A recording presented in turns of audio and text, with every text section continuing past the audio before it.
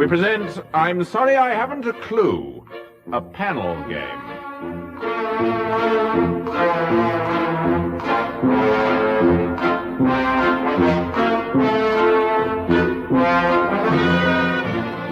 And now we present Tim Brooke-Taylor, Graham Garden, Joe Kendall, and Bill Oddie.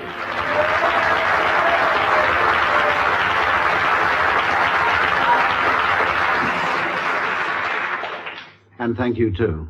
Hello and welcome to an unlikely panel game in which the four contestants are invited to make utter fools of themselves, for which I shall give them points, and then we can all take the money and go home. Yes. In the unlikely event of them giving us any money. The two teams are, on my left, Graham Garden and Joe Kendall. Yes. Right. First, there's Tim Brooke-Taylor and Bill Oddie.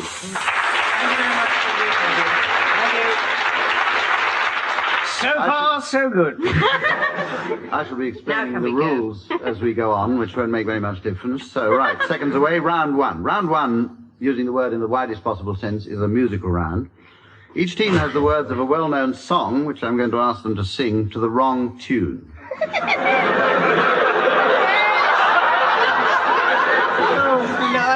can't sing them to the right tune. So, first of all, Graham and Joe will sing the words of Three Blind Mice, which have just been handed to them, and they're going to sing them, please, to the tune of Oh Man River.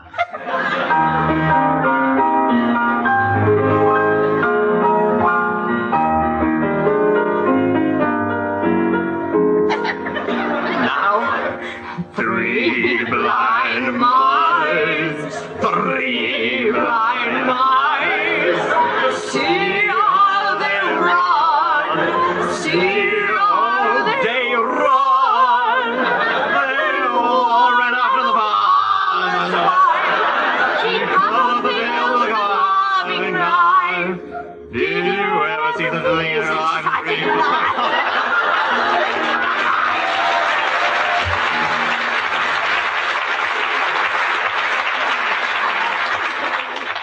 I shall be adjudicating on pitching and diction and so on later on, but now, Tim and Bill, your words. Yes. Sing a song of sixpence, sung please to the tune of These Foolish Things.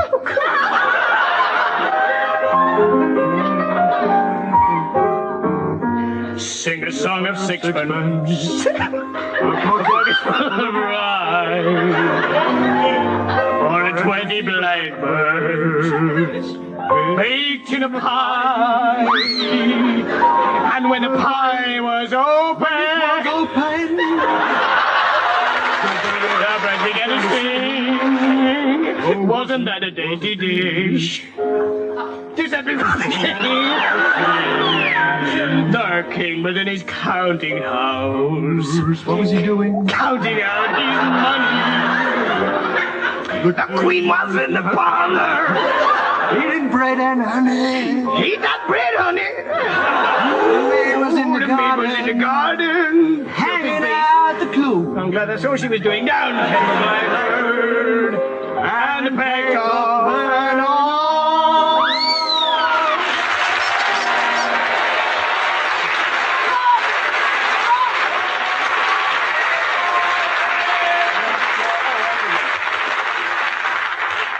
Have that again. I have to award marks for that. I'm inclined to award the highest marks to Joe and Graham because theirs was the shortest.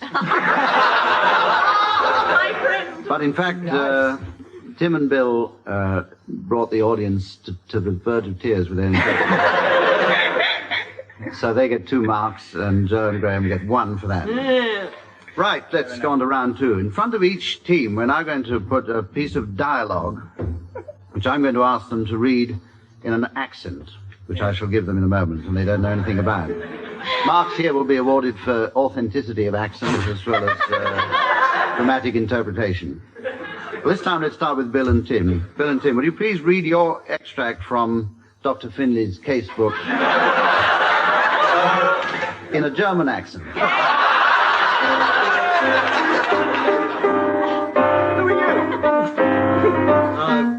Janet. Quick sex change. Janet. Ah, guten Morgen, Herr Dr. Cameron. Good morning, Janet. Ha! Will you take a cuppa with your breakfast or no? Hey,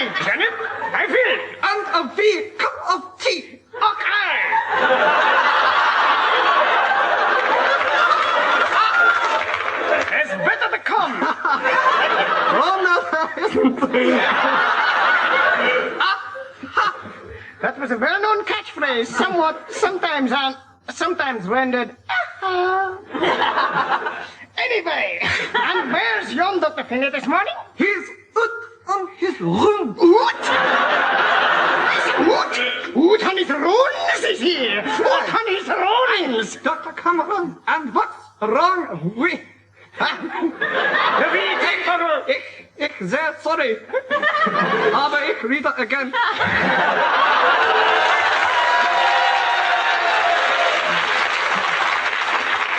I'm Chief Love. I'm Dr. Cameron, and what's wrong with you? The wee tutty boggle.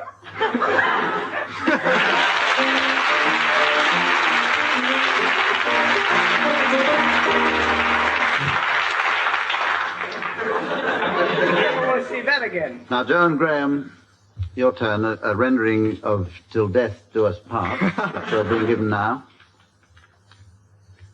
and we'd like you to interpret that in Chinese, please.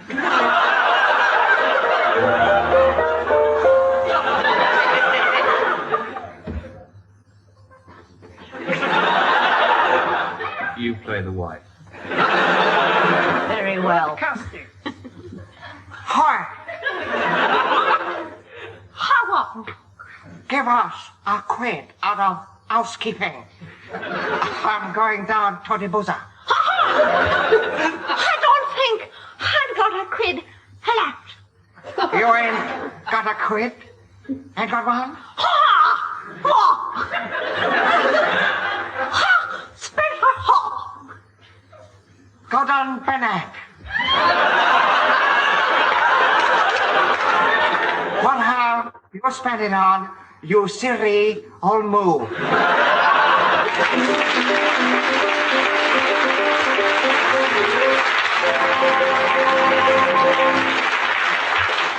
I have only one mark to allot for this one. I'm going to dock Bill and Tim for making an oblique reference to another program which I wasn't on. Joe and Graham have the one mark there. On to round 3, another musical round.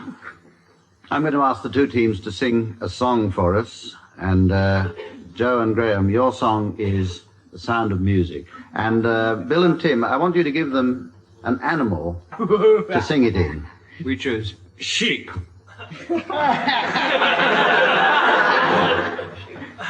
One, 2, 3.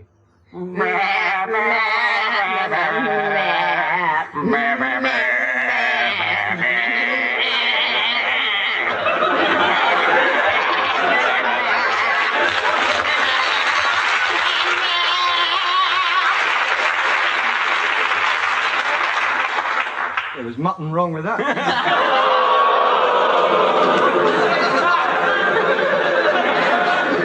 Now they will sing, I saw 3 sheep come sailing by. We'll hurriedly move on now to Bill and Tim. Your song is Hello Dolly. Joe and Graham, an animal, please. We choose chickens. You do. What's his beat?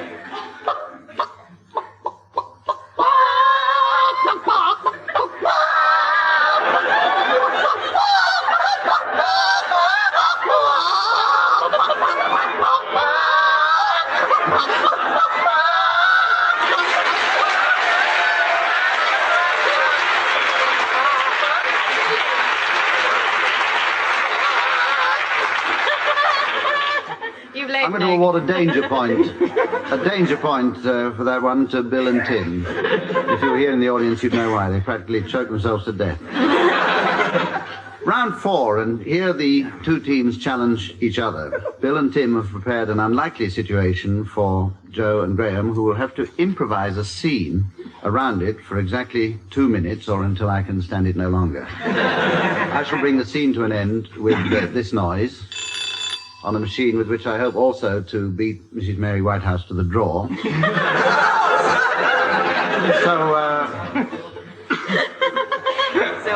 Bill and Tim, will you give Joe and Graham a scene, a cast, Yeah. and 3 props? Yes, with the best luck. The The place, scene, is an elocution class. Elocution class. And the characters are a sports commentator.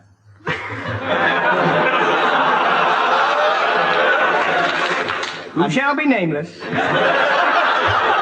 And frequently is. And a dumb blonde. Hey! I'm speechless. The three objects are a sticking plaster, a Liberty bodice. And a rubber duck. It means a rubber duck. Right, John Graham, the scene is an elocution class, the cast a sports commentator and a dumb blonde, and the three things which you have to bring into your improvised sketch are a sticking plaster, a Liberty bodice, and a rubber duck. And while you're thinking about that, here's Dave Lee to set the musical scene.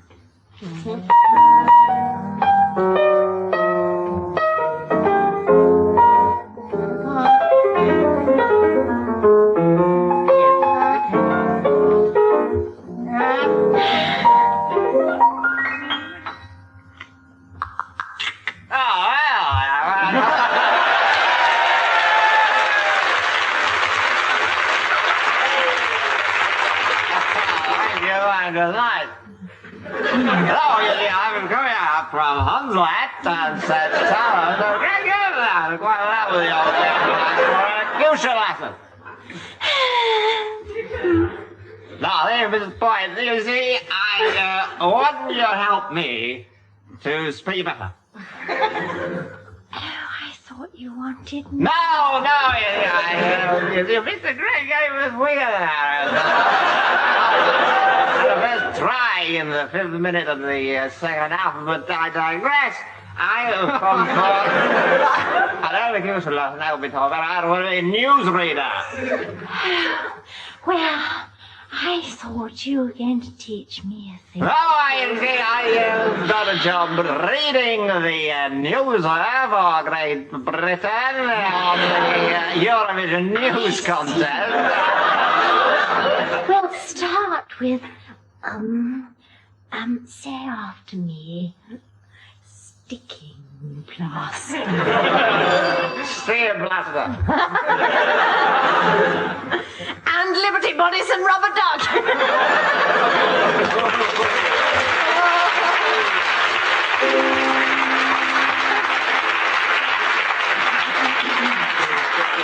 Well, with a certain amount of cheating, they just managed to get in their three props into that one. So before I judge on that one, let's go over to the other side, and it's your turn, Joe and Graham, to give Bill and Tim a situation.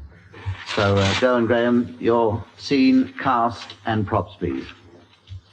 The scene is a TV chat show in which the host is interviewing Long John Silver, mentioning A kangaroo nude ladies.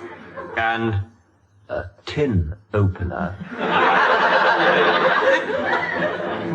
Here's the scene then, a TV chat show in which the host is interviewing Long John Silver, and the three things that you've got to bring into this sketch, if possible, before it ends, are a kangaroo, Bring him in up. nude ladies, and a tin opener.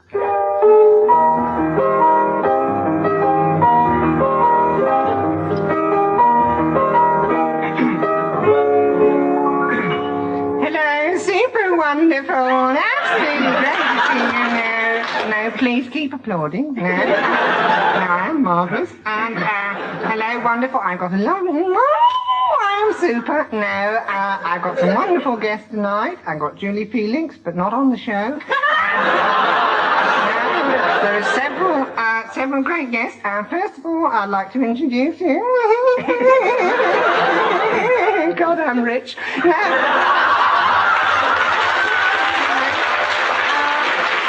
Thank you. American audiences are much nicer, thank you. I'd just like to say, give a big introduction to Mr. where are my notes? Where's that researcher? Shoot that researcher. He's done all the work shooting. Now, I'd like to introduce that wonderful, warm human being, Mr. Long John Silver. Good evening. Good evening. I am Long John Silver. I know I may not look like Long John Silver. In fact, I have 2 legs. I know that isn't normal Long John Silver, but if you like, I'll make it look a bit more authentic. Hang on a minute. Have you got that saw? Thank you. Jim Black.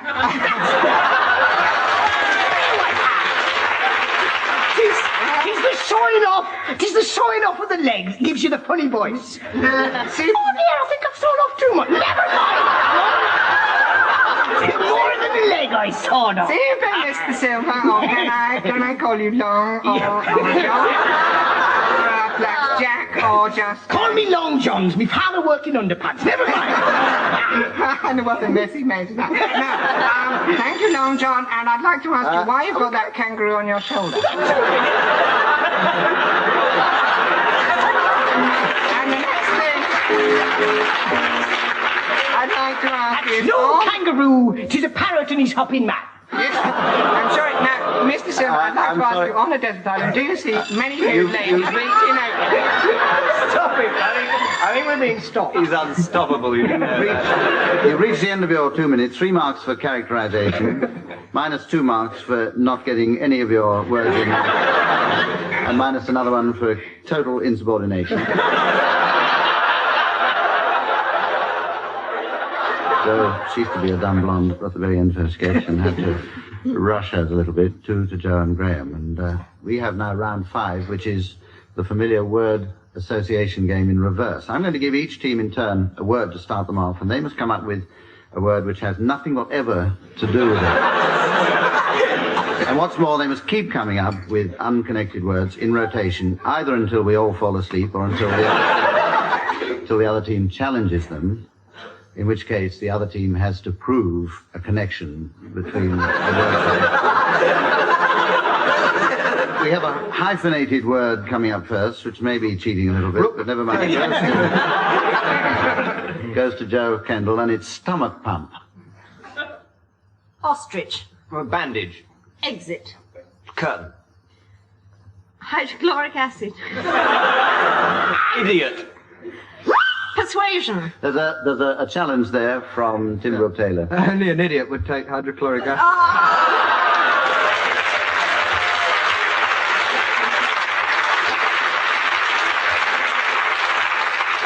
Yes, I'm going to allow that one, so that brings that Favoritism. chain of idiotic words to a merciful end, and we go over now to Tim and Bill, and your word to start you off is rhubarb. Elephant. Jeep. Head. Mother.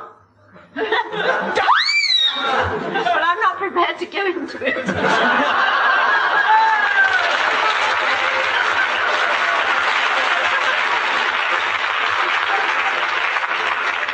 Yes, I think we can uphold that objection, but we won't go into it. We'll start again now with Graham. Your word is ferret. Mandible. Heartache. Avocado pear. Nausea. Tony Blackburn. I don't think any comment is required. Yes. We've already used him. And I'm going to uphold that one too.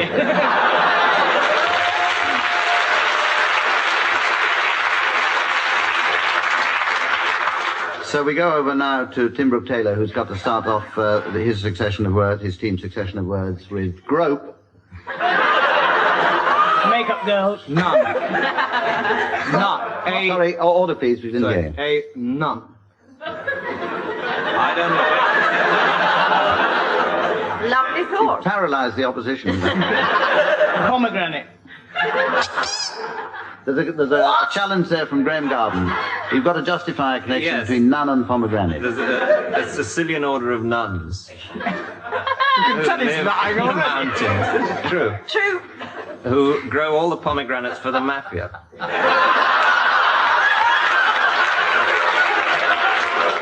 I think that's the connection. We're fortunate enough to have a nun and a member of the mafia in the audience. people were both shaking their heads vigorously, so I don't have to hold that one. So, Ready, now, Bill Oddie, will you continue with pomegranate, please? Yes, pomegranate. Pomegranate. Pomegranate. Pomegranate. Whalebone. Microphone. Miss World. Green light. Hamburg. Challenge from Graham Garden. Connection between green light and Hamburg. Nonsense. No. No. The opposite of green light is red light. Yeah, that's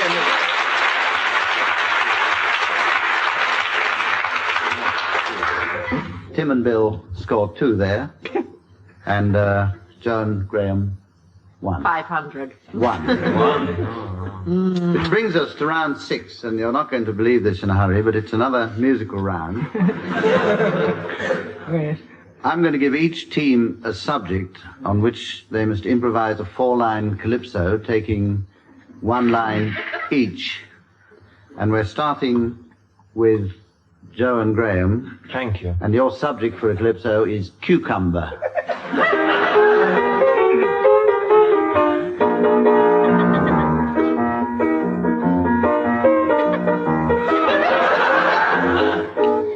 I ate a cucumber the other day. When I'd finished, I felt in a funny way. My mother said you shouldn't eat that.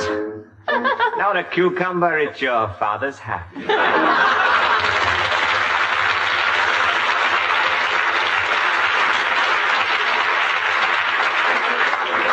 Sorry. 1 mark for reaching the end of that one.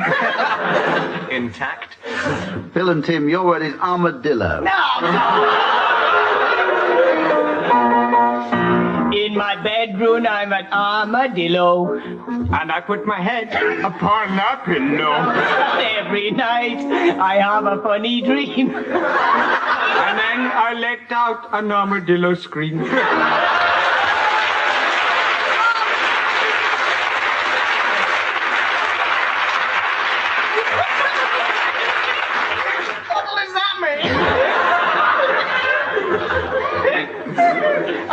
We don't. In the rules, we don't have to deal with interpretation. Half a mark for getting me out of trouble, but no more than that, I'm afraid, for that. Come on, let's have another one. I like those. We're going to move on now, regardless, to round 7. Which I'm going to ask the teams to la a well-known, la la la, a well-known tune, but only on 1 note. And on the performance so far, they shouldn't have any trouble. If the other side can guess the tune, they get a point. If not, then the point goes to the singers. Tim and Bill, your turn first. Big 1, 2, 3. La la la la la la la la la la la. La la la la la la la la la la. La la la la la la la la la la la la la la la la. I would like to be beside the roadside.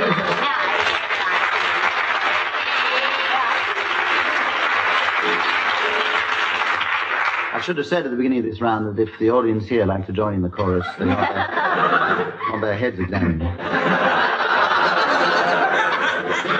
Graham, your turn to la, your tune, please. 1, 2, 3. La la la la la la la la la la la la la. That was a German entry in the Eurovision song.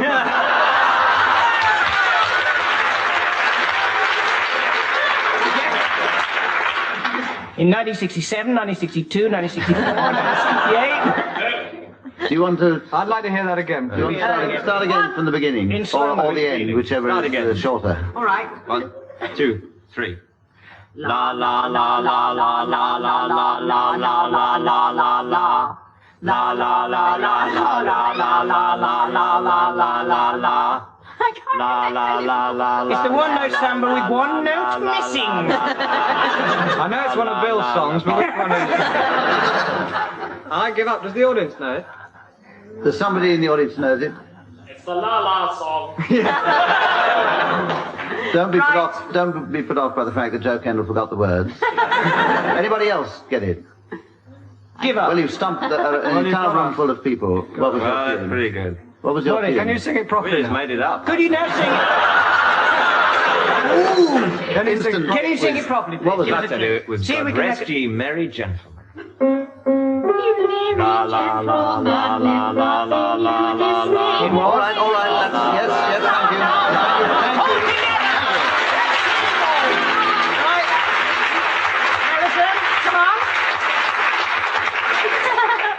And heaving an enormous sigh of relief, we come to the last round, which is accent time once again. This time, Joe and Graham will read the Dr. Finlay piece, which is now being handed to them in Australian accents. I can't do that.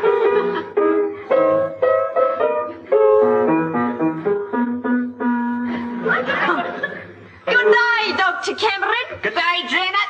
We'll take a kipper for your breakfast, the meal. All right, Janet. I will. And a wee cup of tea at 12. Oh, hi.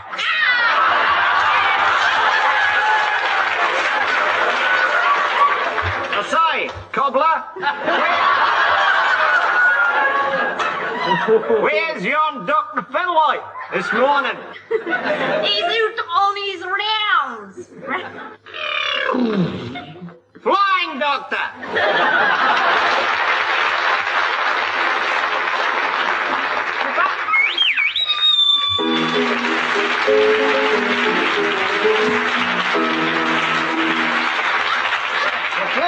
Frightfully noisy, horrible. the Australians, aren't they? But very realistic. Now, Tim and Bill, we'd like you to do the little bit of script from Till Death Do Us Part in what used to be called a BBC accent. Too easy. An upper class. Easy. Which do you want to do? I'll do Alf. I'll do the fella. You do the woman this time. To the woman, all right? It's more fun. Oi! Give us a quid out of the housekeeping. I'm going down to the boozer. Yeah. I didn't think I got a quid left. You ain't got a quid. Ain't got one. Well, I spent it all. G. Bennett, Esquire.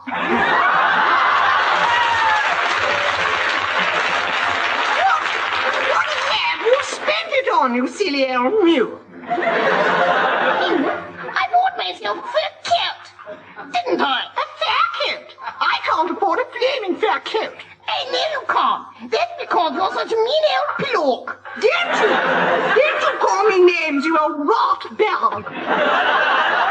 You'll never buy me anything. Where did you get that sanguinary money from, eh? I mean...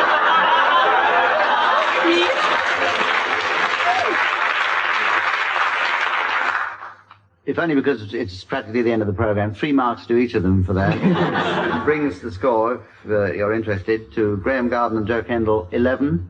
Bill Oddie and Tim Brooke-Taylor, 11. I think we better have a play-off. So the winners go forward to meet the staff of the Vatican Library in next week. Meanwhile, from me, good night.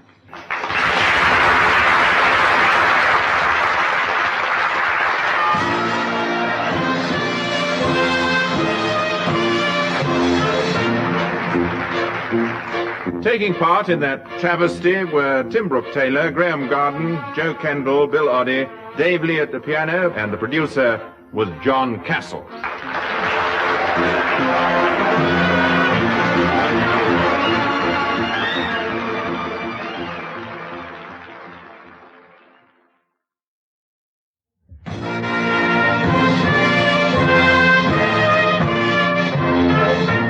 We present I'm Sorry I Haven't a Clue, a panel game.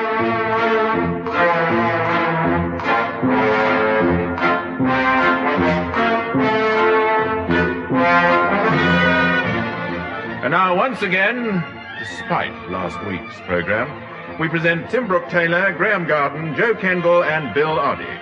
Seated at the pianoforte, Mr. Dave Lee, and seated in the chair, Mr. Barry Cryer.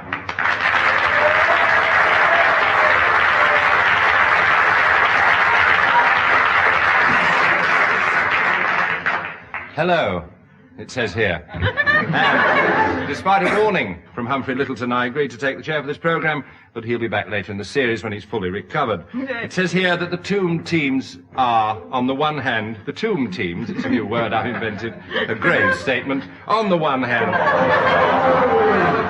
Graham, oh, come on in, Maud, Garden. Joe, hello, dear, do you want to be naughty, Kendall? And opposing them, Tim by a babbling Brooke-Taylor. And Bill, I'm an aesthete, mush, Oddie. It's said in my contract, which is very clever of a contract to speak, it's a panel game, so off we go with round one, Russell's Page. The first round, ladies and gentlemen, I'm going to ask each team to sing a song. But they'll have to sing it as animals. Not so easy. Not so easy. Have I turned over 2 pages at once? Bill Oddie is wrong. Emigrate immediately. I was correct. In this round, I'm going to ask each team to sing a song, but they'll have to sing it as animals.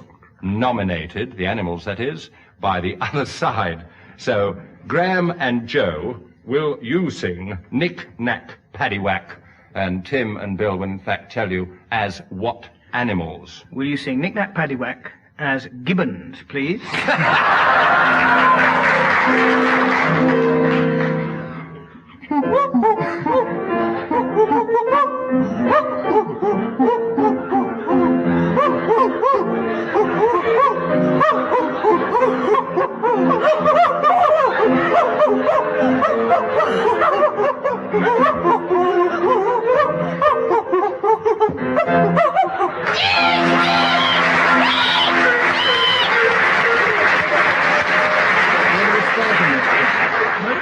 Perfect example of gibbons decline and fall, and now we ask Joe and Graham to, I should say, Tim and Bill are going to sing things ain't what they used to be, I should have said to you, and I want you to specify their animals. Cows. Well, they are, yes, but specify the animals. Extremely Cows. bad moves, that is. Wait a minute!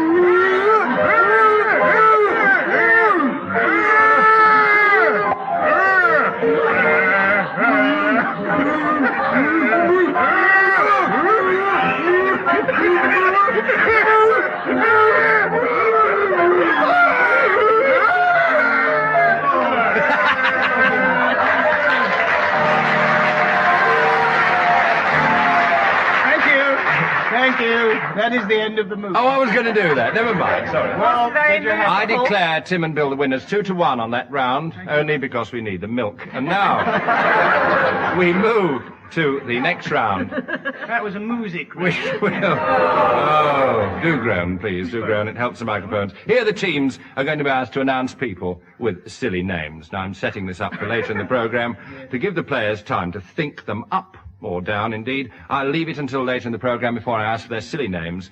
Lady and gentlemen, will you think up silly names for people arriving at the Plumbers' Ball? Plumbers? The... Singular, yes. Singular. It's not a happy life for some people. The Plumbers' Ball... We will return to that later in the programme. Now, we ring the changes with the blues, ladies and gentlemen. They've now got to give each other subjects to sing a blues. May I point out at this juncture that you can get more points for not repeating the first line when you sing the second line. There's a bit of creativity, you'll get some more points. So, Tim and Bill, will you give Joe and Graham a subject for a blues?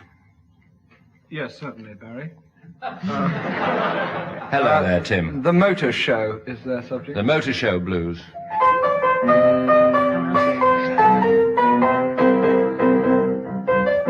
I woke up this morning, I went to the motor show.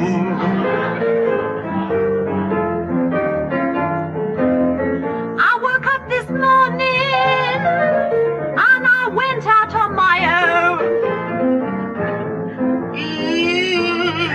And when I got down, I found the bird had flown.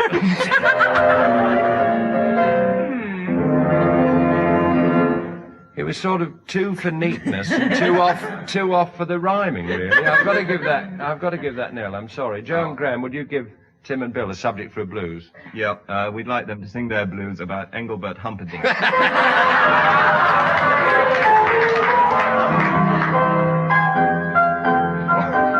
yes, all right. They're coming in the morning. You want to start that blues again? I woke up one morning. I felt so sad. Oh, yes, he did. He woke up one morning and felt so sad. I'm waiting till the moment comes in. Oh, yes, I was watching the television last night, and ooh, baby, it was so bad. I don't wish to speak ill of friends, but Engelbert Humperdinck is my dad, and so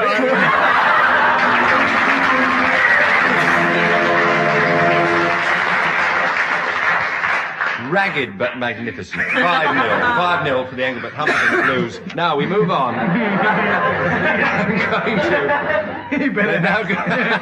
They're now going to produce these rather obscene symbols, which are in fact swanny whistles.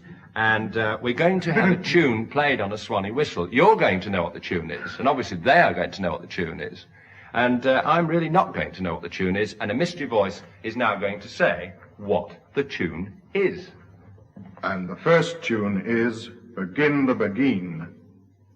Begin the Begin. So would you now play that tune that was shown to our studio audience on a hoarding? nice introduction. And a nice introduction from David Lee.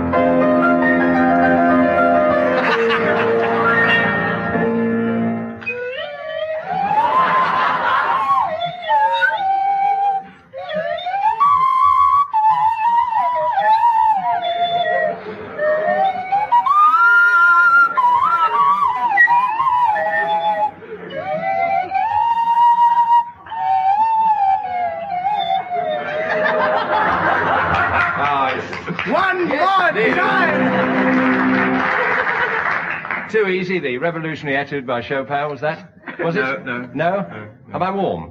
No. I'm the only one who doesn't know this. I've got to guess what... No. Toccata and Fugue in D minor? No? Want it again? No. No, we don't want it again. Tell me what that was. That was, in fact, Begin the Begin. And so, it's Tim and Bill with the Swanee whistles. Here we have the mystery voice telling you the tune and our studio audience being shown it. And Graham and Joe's tune is Don't Dilly-Dally on the Way. Don't dilly-dally on the way. The tune has been shown. Tim and Bill are now about to play it, albeit after an introduction by Mr. Dave Lee.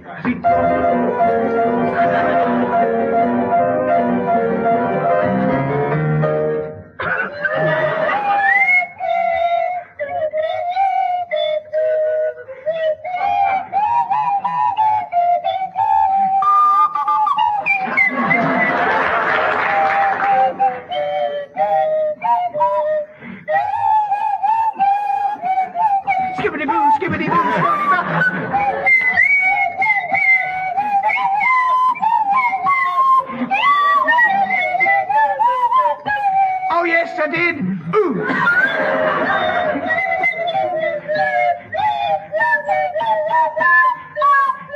Way home.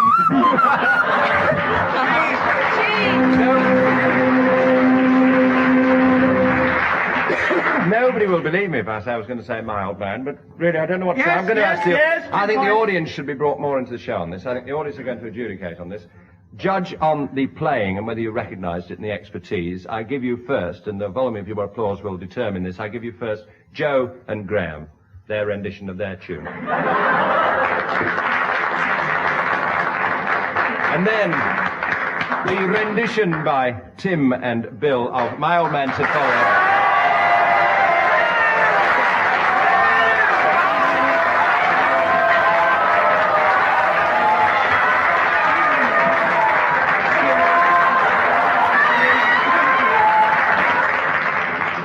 By golly, it's a close one, isn't it?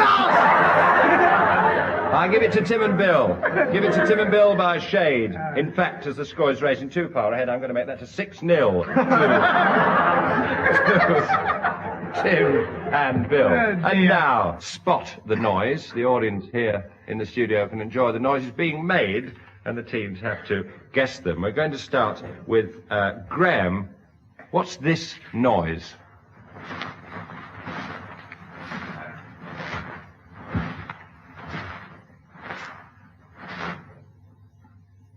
It's a man walking through porridge. Nearly. A woman walking through. Sex on the brain. It's still a man. Still a man. A man What's he about walking to through? walk through porridge? No. No. A man thinking about walking through porridge. You've got oats on the brain. No, it's not porridge. Snow. What's he walking? Snow, said Joe Kendall. She shouldn't, but I don't mind. That's quite all right. 2 points, I'll give it there. And now it's Tim with this noise.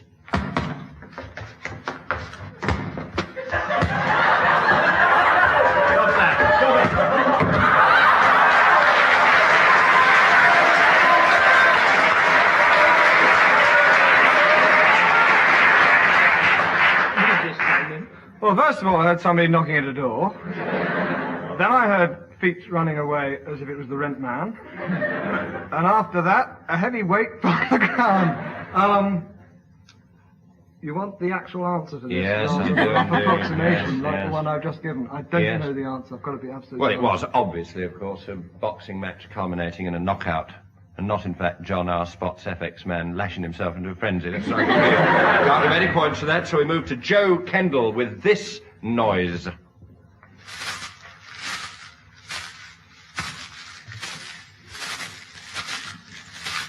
It's a man walking on gravel. Nearly. A woman Not walking on. Man walking through something, conceivably. Oh, I shouldn't have said that. Graham said it's a man walking through stale porridge. Let's have a challenge. Yes, there's a challenge here. challenge? Redress the balance. Edmundo Ross practicing. Slowly. I like that. I'll give that 1 point because the challenge wasn't catered for. It's 2-1 at the moment. And Bill, listen to this noise.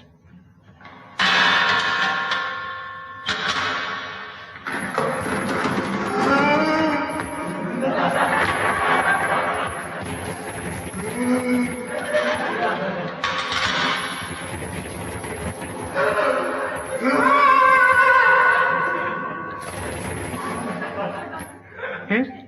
That was me getting my savings out of the bank. I like it, but it wasn't. Sounded like a ghost who didn't want to have his porridge. It's a ghost entering a room. I'm going to give you 3 points for that. 3 all on that round. And now, a brand new, hotly minted feature, the singing sprint. The singing sprint. And now, all this is entirely, it's a self-explanatory title. We're going to see who can sing a song fastest. We're going to ask Joe Kendall to sing a song, and then Bill is going to try and match it and sing it even faster, ladies and gentlemen. The song, you're going to start, Joe, accompanied, as ever, by our very own Dave Lee. You're going to sing Daisy, Daisy. Daisy, give me your answer to. I'm half crazy, all for the love of you. Well, your style is marriage, you can't afford a carriage. You look sweet upon the seat of a bicycle made for two. Oh!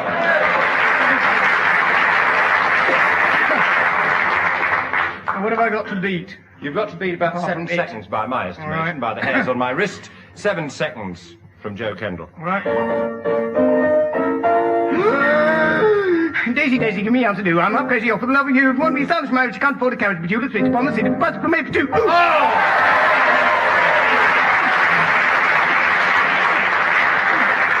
4.5 seconds from Bill Oddie. So I'm going to give that 2 points. 2-0 at the moment. So now we go to Graham. This is going to be Graham and Tim singing the same song. Remember, Graham, sing as fast as you can from Fiddler on the Roof. If I Were a Rich Man. If I were a rich man, I'm all day long, if I were a wealthy man, no, I want to work hard. If I were a very rich, little man.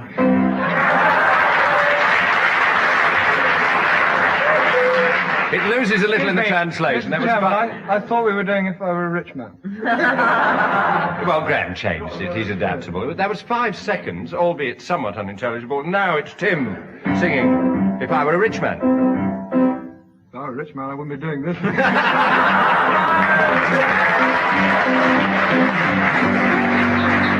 If I were a rich man, you'd all day long have to do any power. I wouldn't have to work. Man.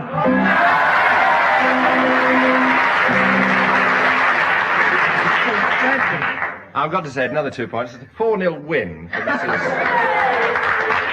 Oh, well, if you're going to sing friends, it Oddie, fast. Brooke and Taylor, 4-0. And now, Calypso time. The next round is Calypso time. Now, here's the thing, ladies and gentlemen. Each team will give the other team a subject on which they must improvise a 4-line Calypso singing alternate either or either lines. So, Joe and Graham, would you give Till and Bim a subject for a Calypso? Yes, the subject for their Calypso is a banana boat.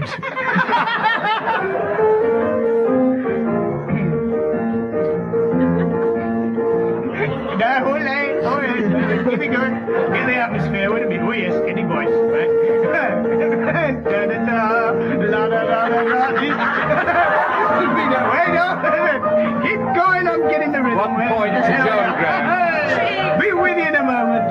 All right. Oh, I went to market the other day. I saw a banana boat on the way. That was very strange, because it was in the street. And then I... Wait a minute. Sorry about that. I'm sorry, I was No, we interrupted by the must go audience. to them. No points for that. No point. He hasn't finished yet. Well, exactly. Revenge. Oh, there's years in him yet. Revenge can be sweet because you've now got to give Joe Revenge and Graham can be sweet. sweet. Revenge can be very sweet. 1 point for that. Unaccompanied. Revenge can be very Give them, Joe and Graham, a subject for a Calypso. Retaliate immediately. And your subject for a Calypso is a pair of oranges.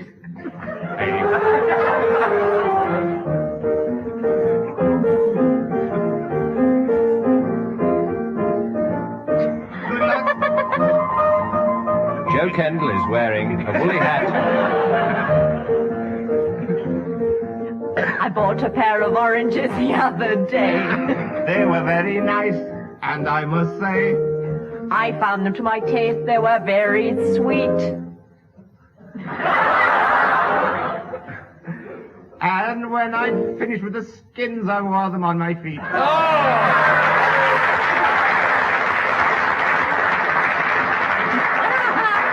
5-0 and beautiful One alternation for the as well. intellectuals. The sense of rhythm was enchanting and the alternation was impeccable. I'm going to start with Graham Garden a word, and he's got to immediately come up with another word which has nothing whatsoever to do with it. Now, the other team can challenge and see if they can establish a connection. Let's start with Graham, and I'll give you the word sausage. Bicycle. Elephant. Cake. Mothballs. Mouse. Rugby ball. Cheese. Elephant's foot umbrella stand. A challenge from Graham Garden in lieu of a word. Yes. That's I challenge that, and I claim the point. Not allowed. You have to establish a connection. Between What did he say? Elephant foot umbrella stand. The connection between cheese and an elephant's foot umbrella stand. Need I say more? What? Well, that's Yes, French the cheese. accent. You do need to say It's more. French. It's Derbyshire sage cheese, which has sage in it. There's boursin, which has garlic in it. And there's elephant foot cheese. You've surely heard of that. 1 point to Bill and Tim, and we'll start with Bill this time. And Bill, your word is cardboard. Box. No. Wait. There is a connection. Graham's latched on to it. What's the connection, Graham? There is. Obscure it may be, but give it to us. Cassius Clay always wears cardboard shorts, and he's a boxer. Excellent. 3 points to Graham And he's Garden. changed his name to Muhammad 3 Ali. points. That's a bonus. You're leading 3 points to nil on this particular round. I'll ask Joe to start with the word cumulus. Microphone. Oh, sorry, sag bucket. Wait a minute, I challenge. Funnily enough, Graham Garden challenge. Yeah, there's no such word as microphone. I'm leaning towards that. I'm leaning towards that. A microphone, you know, a microphone. It's rather like a sag bucket. If he'd in fact challenged it to I something challenge similar. that. Sag bucket is like a microphone. Too late. You shouldn't have said that. Too late. 2 points Everybody to Tim knows sag Brooke-Taylor bucket is a for microphone. persistence. I'm and we will, speaking in into this fact, sag bucket now. I made a complete bucket of that. 3 to 2, and let's round it out with Tim Brooke-Taylor, who starts, in fact, with the word shoelace. Water. Undergrowth. Underwear. Peas. I dare you. Tempt me! I dare you. Don't tempt me, baby. Ostrich. Particle. Boomerang. Night. No. Tim? No. Jester. Jester. Song at twilight. Challenge from Graham Garden, the connection between night and jester. Twilight. It's almost night, isn't it? Be honest. You're establishing a connection between jester and night. Yes. Oh, yes. I'll give you 2 points for that. Now he's declared. I think we better have another round. I will declare that round. A win. 5-3 to Joe and Graham on that occasion. We move now to our singing relay. Our singing relay, Yes. in which I shall play with my buzzer, ladies and gentlemen, in this round. Do not point the finger. One of the players starts off a song, and when I press my buzzer, they must stop, and the next player carry on where they left off. Any player who falters or messes up our game is declared extremely silly, and 2 points go to the other side. Now, the sequence in this, I would say, is Graham, Joe, Bill, and Tim. Graham, Joe, Bill, and Tim, a sort of anti-clockwise direction. So Graham starts with, "Yes, sir, that's my baby." Yes, sir, that's my baby. Yes, sir, I don't mean maybe. Yes, sir, that's my baby now. Yes, Mom, we've decided, no, Mom, we've... Bill. Hide it, yes, ma'am. You're invited now. Oh, by the way. Tim. By the way. Joe. Preach the preacher, I'll say. Graham. Yes, sir. Bill. My baby knows, sir. I don't mean maybe. Tim. Yes, sir, that's my baby.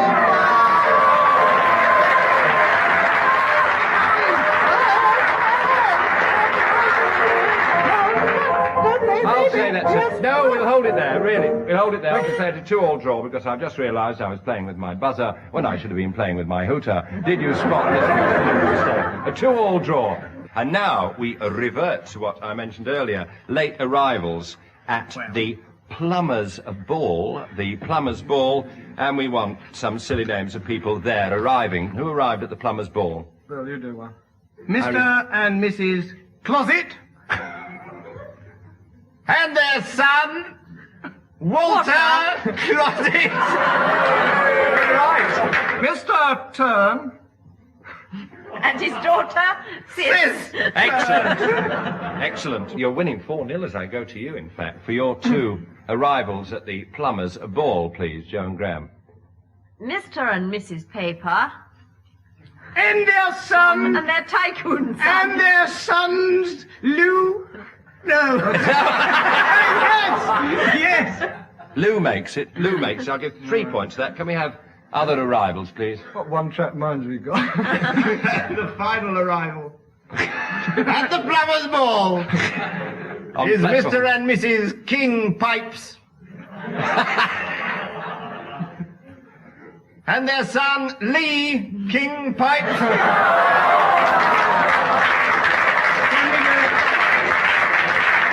Can we go for a bonus on this? Do you want to go for a bonus on this? Yes. Go on, they're leading Well, make up 7-3, for he what said we rashly. They're doing the dirty one. The French one, eh? Cloche bells, yeah. Monsieur J. Soir and their son P. Soir.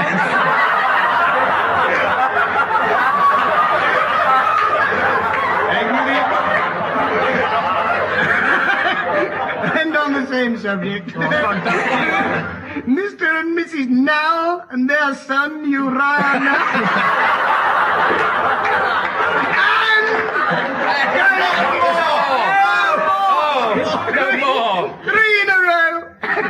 that's not one. Mr.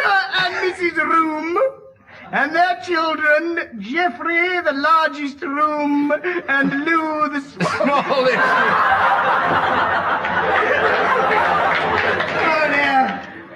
And wait a minute. Mr. Jeff Ing. And his old father, who's just been released from prison. And he's therefore just an old lag, Ing.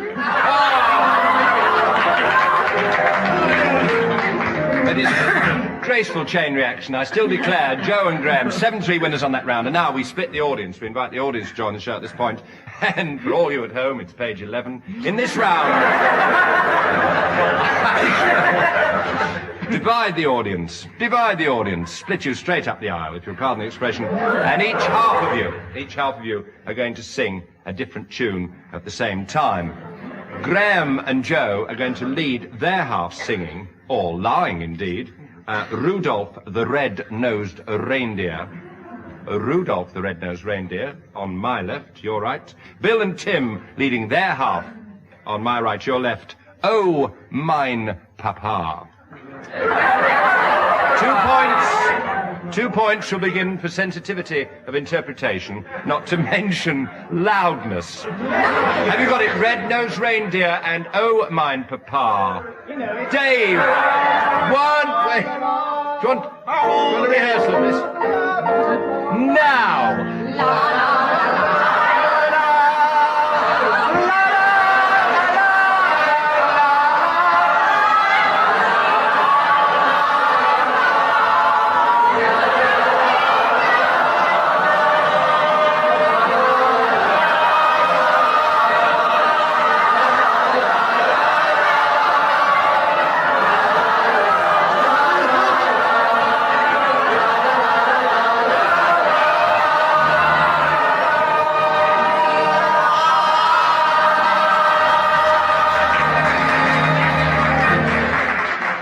The Queen has just come onto the pitch to meet the team. I declare Rudolph the Red-Nosed Reindeer for winners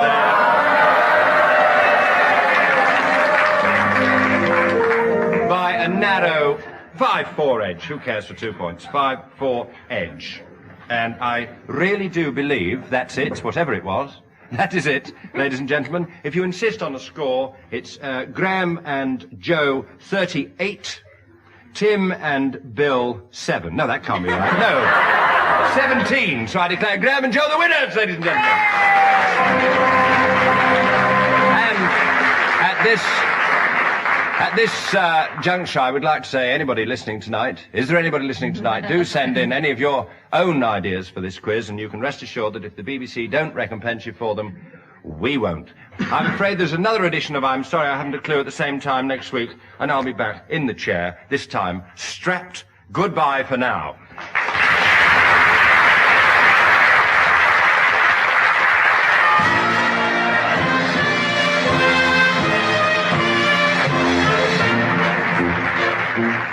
Taking part in that travesty were Tim Brooke-Taylor, Graham Garden, Joe Kendall, Bill Oddie, Dave Lee at the piano, Barry Cryer in the chair, and the producer was John Castle.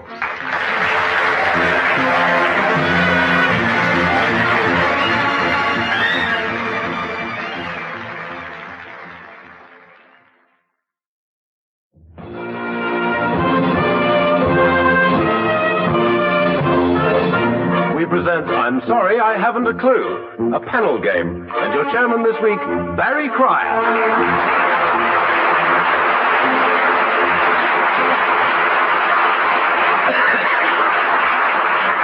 Thank you and hello and welcome to another edition of I'm Sorry I Haven't a Clue, the panel game which is to radio what no old coward is to westerns. We don't have some fun in the next half hour. I'm a Dutchman, so it's hello from me, Hans van den Gelder. And we'd like to play a game that you can all play at home. We'd like to, but the BBC have told us to play. May I introduce the teams?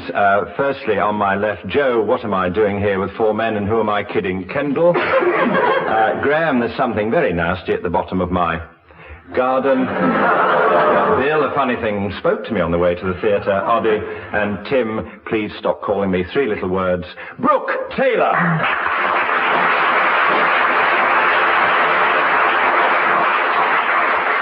And we go straight in with our first round. Calypso time, ladies and gentlemen. And by the way, I've just spotted Henry Cooper in our audience. Oh, I'm sorry, madam. The flash of the earring deceived me. I'll give each team a subject on which they must improvise a 4-line calypso, singing alternate lines. We'll start with Tim and Bill. And your first subject, gentlemen, teeth. Keep the rhythm going, we're going to have a calypso about teeth and keep it going. All right. Spin it out a little while. Oh, yeah. All right. Have another banana. Hang on. Oh, the other day I lost my teeth. I borrowed a pair from Edward Heath.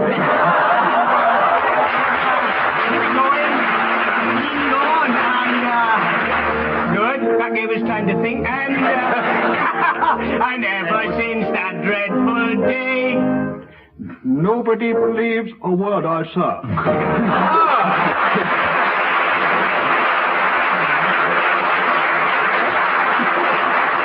Four for that. Ted, we don't mean a word of it. No, of course. 4 for that from Tim and Bill. And we move to Joe and Graham. Your first subject for a calypso subject, traffic wardens.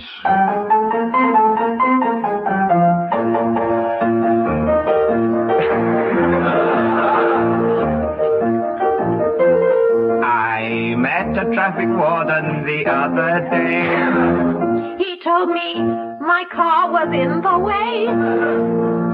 So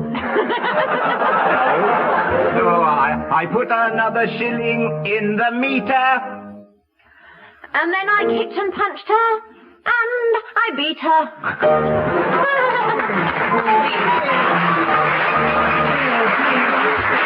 The art of the violence on radio. The art of the anticlimax lives. No, I should give 2 to Joe and Graham. And the next round is preceded by the announcement that I'm setting up our silly names competition. Late arrivals. Ladies and gentlemen, will you, as the programme progresses, think up some silly people arriving late at the Clothing Manufacturers Ball? The Clothing Manufacturers Ball. Silly names, please. And we'll return to that and our denouement later on. Now, word for word. Word for word, I'm going to give a member of each team a word, and the other member of the team has to immediately reply with a word that has no connection whatsoever. The other team can challenge by pressing buzzers and try and prove a connection. So panic. We'll start... Tim's just sat on his buzzer. We'll start with Tim, but we'll start with Tim in actual fact. And Tim, would you start with the word custard? Grass skirt. Elephant.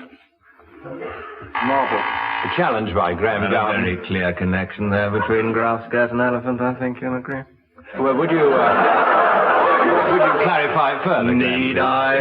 Yes. Oh, yes, you need. They come from the same place. Where's... No. Oh! No, let's Can the you audience. stand up and show your grass skirt, mate?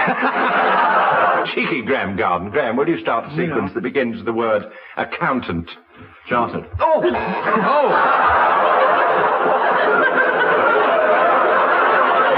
Can you prove a connection, gentlemen? Tim and Bill, chartered and accountant. No, unlikely as it may seem. Habitually wear grass skirts. I'll give 2 points then. I'll give 2 points to that. And I will, in fact, leap to Bill Oddie. Bill, will you start with the word ferret? Bad joke. Dungarees. Program. Elephant's foot umbrella stand. Tween. Microphone. Glass. Oh, I was going to say marble. Handbag. Challenge from Graham Gardner. He was going to say marble.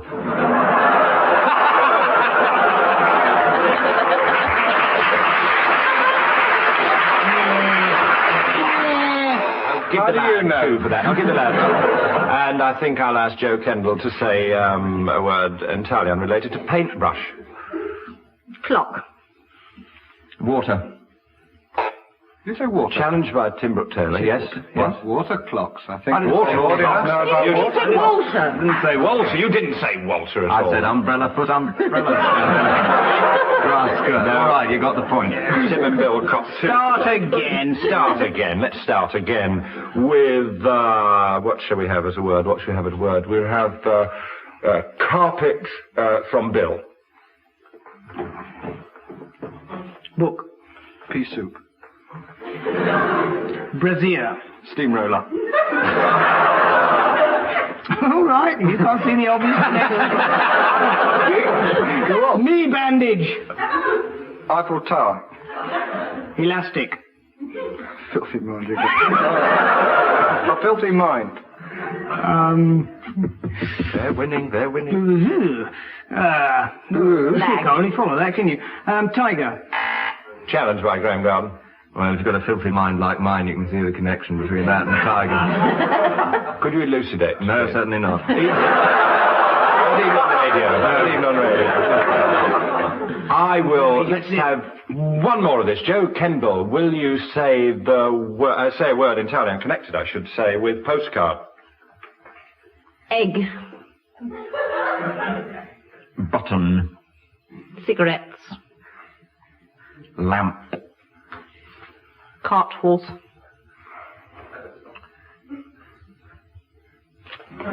Submarine. Paper bag. Baboon.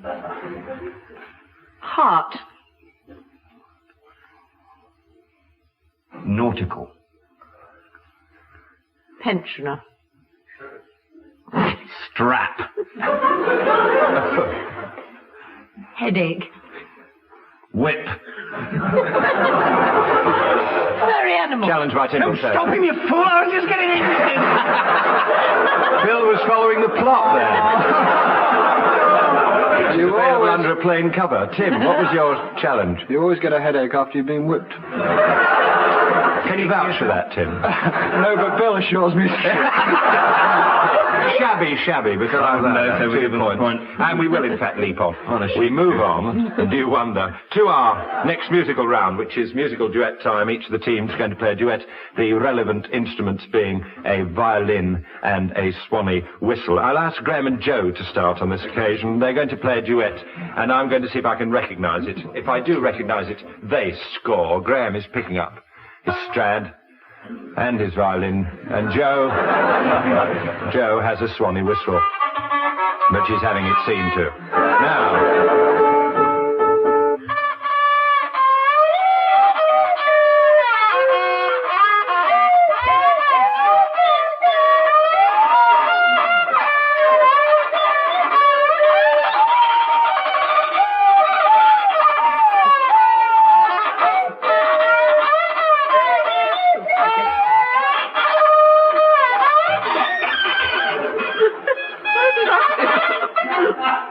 second verse.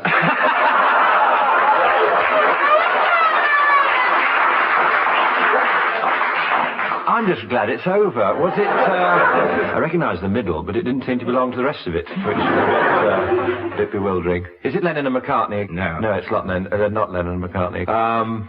Any help? Any clues, please? Any clues? Some. Some. Some. That's a clue? Some is a clue. Some enchanted evening. Yes. Well, I didn't get it musically, but perfect. Tim Brooke-Taylor is now walking over to the violin. The violin is in fact staying there, and Billy has the swanny whistle. 1, 2, 1, 2, 3, 4.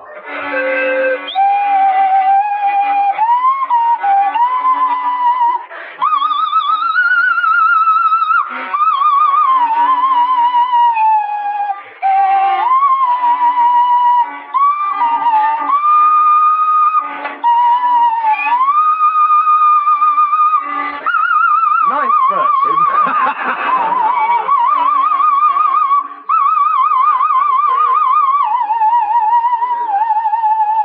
It's nearly top there.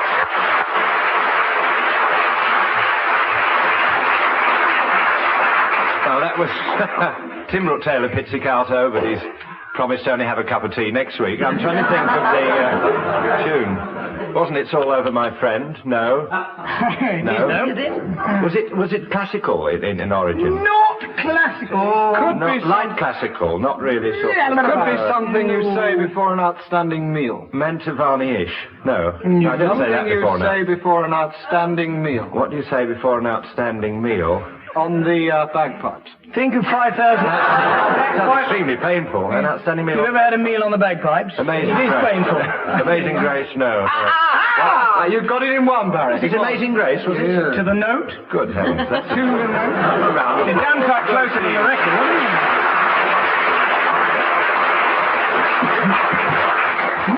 Now for a rather bizarre item entitled Tag Wrestling. I think I ought to explain that. Tag in this instance meaning tagline, punchline, final line. I'm going to give each team the final line of a hopefully short story. A member of one team must start the story and obviously head straight for the end of their own particular story before I press my hooter, if you'll pardon the expression. And then a member of the other team must then take up the story very quickly, but they're heading for their punchline. Now, the first team to reach their tag wins, and in the event of nobody finishing, I shall probably fall asleep. Now, we go first of all to Tim and Bill, and your tagline of your story is, "Hello," said the vicar, and Mother hid the sewing machine. Or, "Hello," said the vicar, and Mother hid the sewing machine. Meanwhile, on the other side of the studio, Joe and Graham, the end of your story is, "All right," said the inspector. "If Bob's really Betty, who shot the hamster?" All right, said the inspector. "If Bob's really Betty, who shot the hamster?"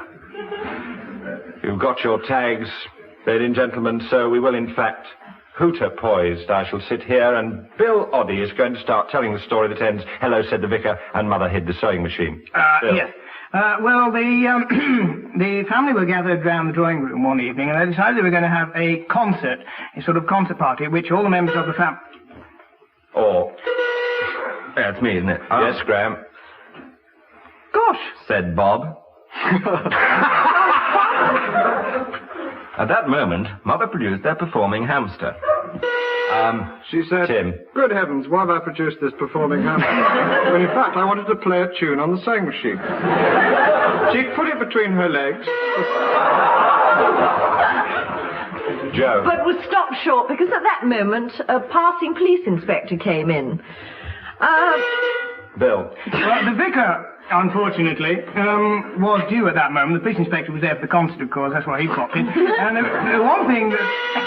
Graham. The one thing the police inspector wanted to know was, where was Betty? "I don't know," said Bob. Tim. And the vicar said, "What are you doing here, Betty and Bob? I didn't expect you. Go home," and they did.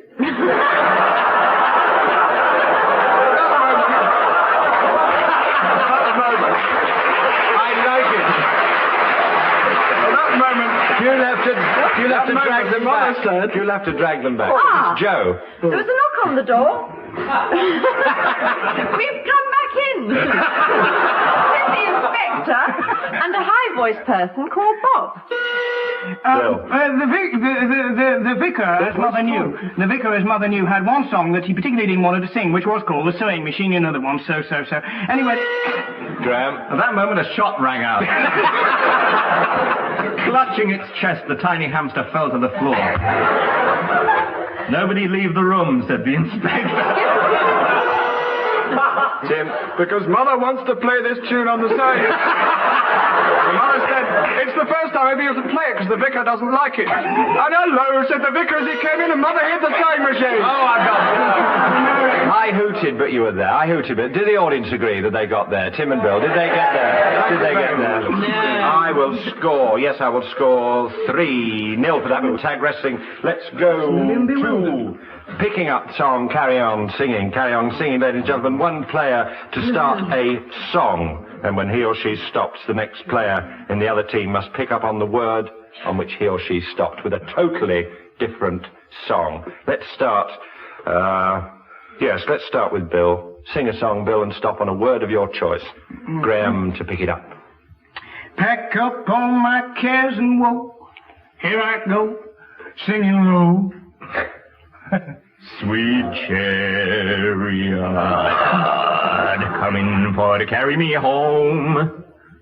Home, home on the range, where the deer and the antelope play. Joe. Please really play.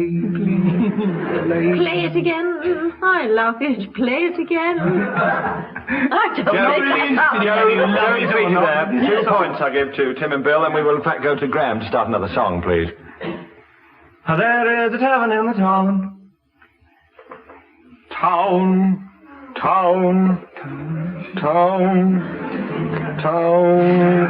way down upon the square. River. Oh, shall we keep going? River. Yes, keep going, please. Old River. man river, just keeps rolling. He walks like an angel walks. You know your own business best. He talks like an angel talks, and his hair has a kind of Graham with of. Yes, please, Graham. of music. Alive, alive, oh, crying cockles and mussels, alive, oh.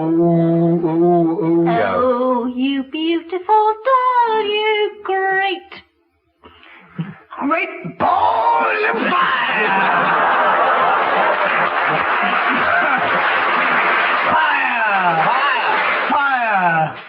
Fire ruled the world.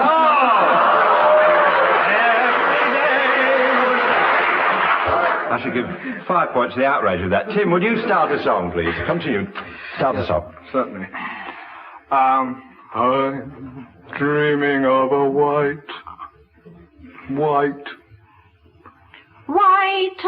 still and wider. No advertising. Why do the birds say I love you? Or why does the sun stand in the sky? Or why does the rain fall on me every day? Will somebody tell me why? You've just written that. He was all right. Very good indeed. $10 after it already.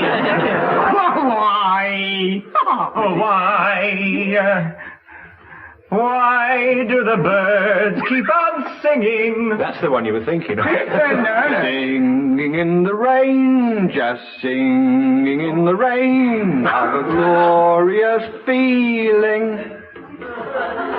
Feeling to... Feeling groovy.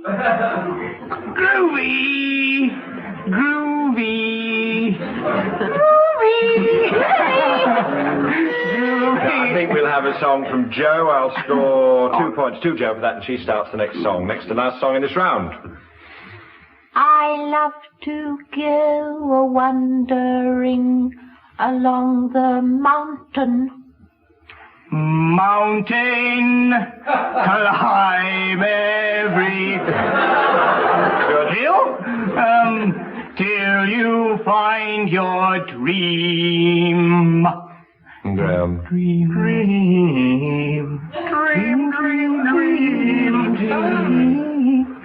Still dream. Still dream. It was a long dream. Tim.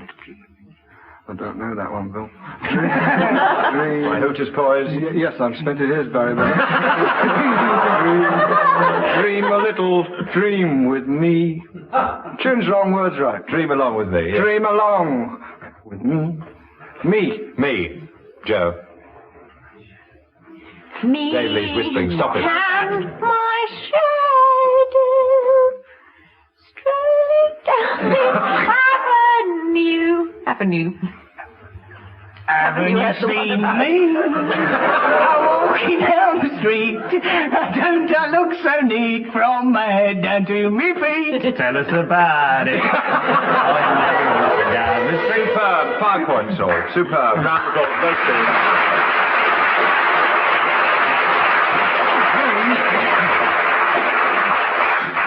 Still in lyrical mood, but lay off the music, folks, because it's time for limericks. I'm going to give each team the first line of a limerick. They must then complete the limerick, taking alternate lines. And we're going to start with Tim and Bill, and their limerick starts, there was a young man from Devizes.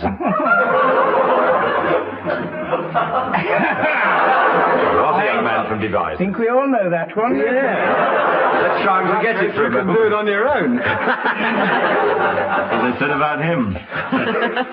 No, I'll do the first line. All right. There was a young man from Devizes. Oh, that's original. There was a young man from Devizes. So is that. Who falls and occasionally rises. He said, it's my fault. I am such a dolt, but whenever it's dirty. My legs are in different sizes. Yeah. Most euphemistic lyric I've ever heard. Wasn't it nice to hear that one again cleaned up? But now, Joe and Graham, will you make what you will of there once was a woman from Poole. There once was a woman from Poole. There once was a woman from Poole. Good. I haven't even written it yet. Who thought she was frightfully cool. She went for a walk.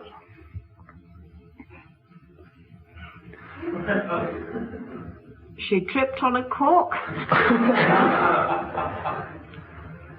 And said, oh dear, I feel such a fool.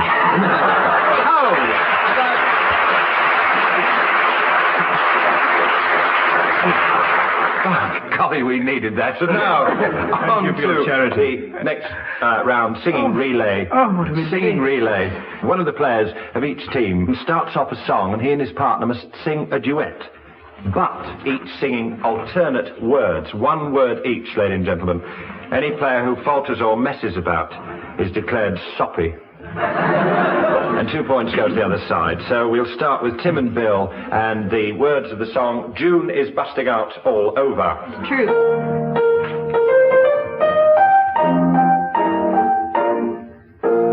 June is busting out all over the meadow and the hill. Buds are busting out our bushes, and the romping river pushes every little wheel that wheels beside the mill. June is busting out all over. The feeling is getting so intense that the young Virginia creepers have been hugging the bejeepers out of all. Bolter. Sorry about that. A gallant attempt. I can't give no points to that. I refuse to give no points to that. I'm going to give 2 points to that. Would you like to try another chorus? To draw a swifter tempo. Mr. Lee, will you play that very swiftly? June is busting out all over the meadow and the hill. Oh! Out of bushes and the romping river pushes. I like that. Little wheel that wheels beside a mill. A gallant attempt, though. Courage. It is a swine, is it not? Joe and Graham, your song, alternating words, please, on Rock Around the Clock. 1, 2, 3, o'clock, 4, o'clock, rock, 5, 6, 7, o'clock, 8, o'clock, rock, 9, 10, 11, o'clock, 12, o'clock, rock. we're gonna... A falter Not there. easy. Faster! You are now going to plunge into an up-tempo rendition Oh, heck. with the piano. 1, 2, 3, clock, 4, clock, Rock. 5, 6. 7, No.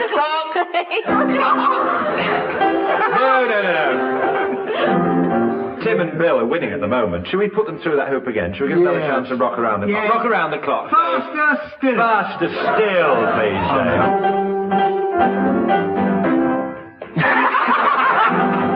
1, 2, 3, o'clock, 4, o'clock, Rock. 5, 6, 7, o'clock, 8, o'clock, rock, 9, 10, 11, clock, 12, o'clock, rock, where, gonna, rock, around, the clock, tonight, good, yeah, mad, rag, on, I'm declaring that a draw. I'm declaring that a draw. Go on,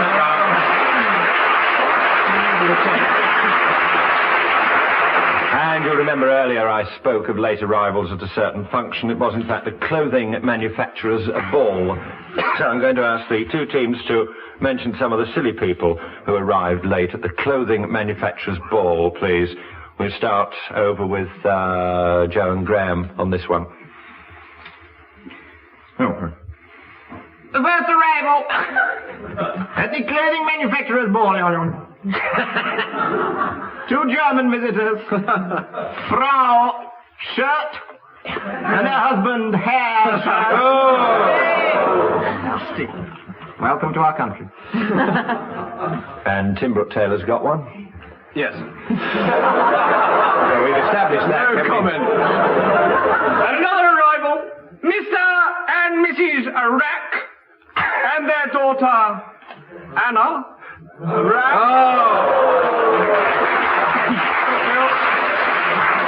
They'll be very pleased. and reading at the ball, Mr. and Mrs.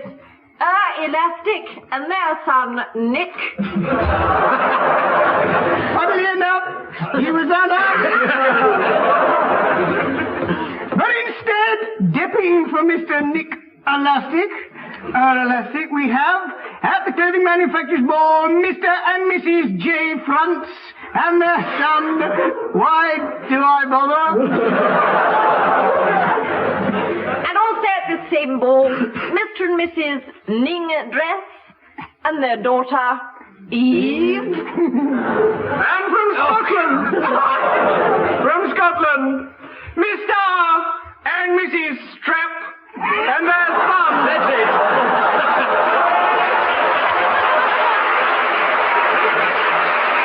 Thank you. Well, he certainly has your support. And finally, You're not would you kidding. believe it? Mr. Penders is killing me. And his wife, Mrs. Penders, is killing me. Rapidly followed by another late arrival, Mr. and Mrs. Icklestocking. From Russia. With their Russian cousin, Serge Icklestocking. Ladies and gentlemen, I've been trying to keep the score. You won't believe this because it's not true. I'm declaring this a tie, a draw. So it's goodbye for now from Joe Kendall, Graham Garden, Bill Oddie and Tim Brooke-Taylor. And a late Mr. arrival. John Castle. And a late arrival. Go on then. From Scotland, Mr. and Mrs. Underwear and their son, Wooly Underwear.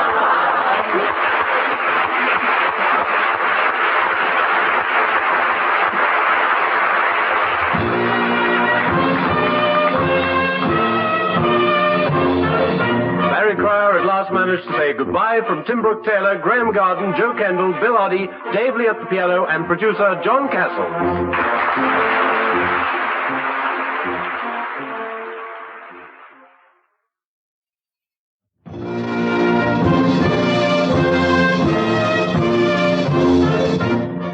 We present I'm Sorry, I Haven't a Clue. A panel game.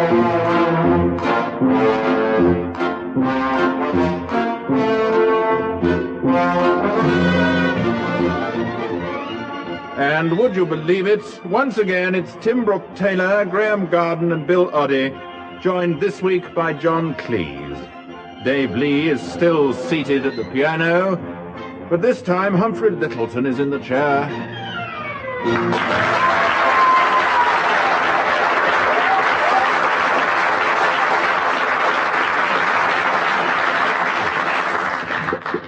Once again, I'm proud and intensely happy to present, on the one hand, Tim Brooke-Taylor and Bill Oddie. And their wordy opponents, Graham Garden and John Cleese.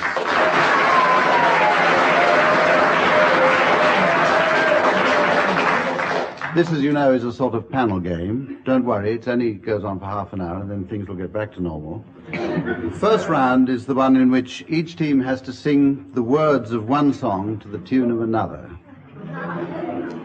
Right. John and Graham, please sing the words of All I Want for Christmas Is My Two Front Teeth to the tune of Men of Harlech.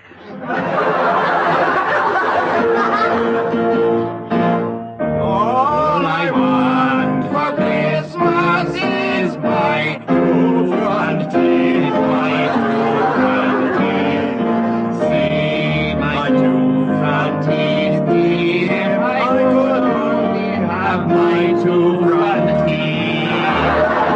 Then I could wish you Merry Christmas.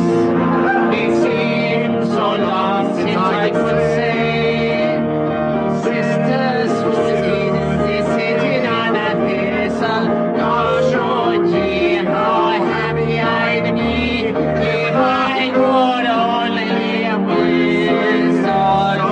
All I want for Christmas is my two front teeth.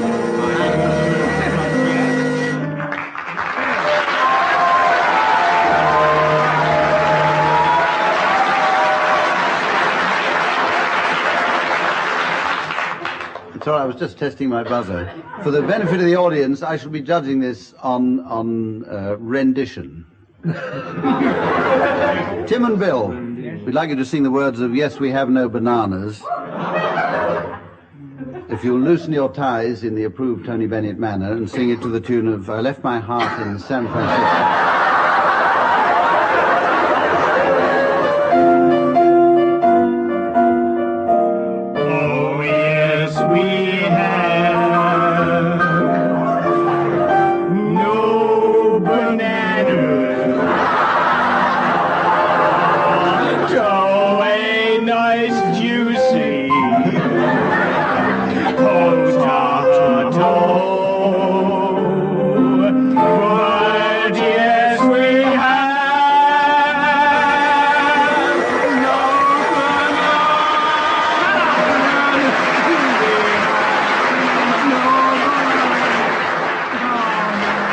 Right, well, one or two Welshmen in the audience stood up and sprung a leak during that Men of Harlech, so I'm giving 2 points to the A team and 1 to the B team.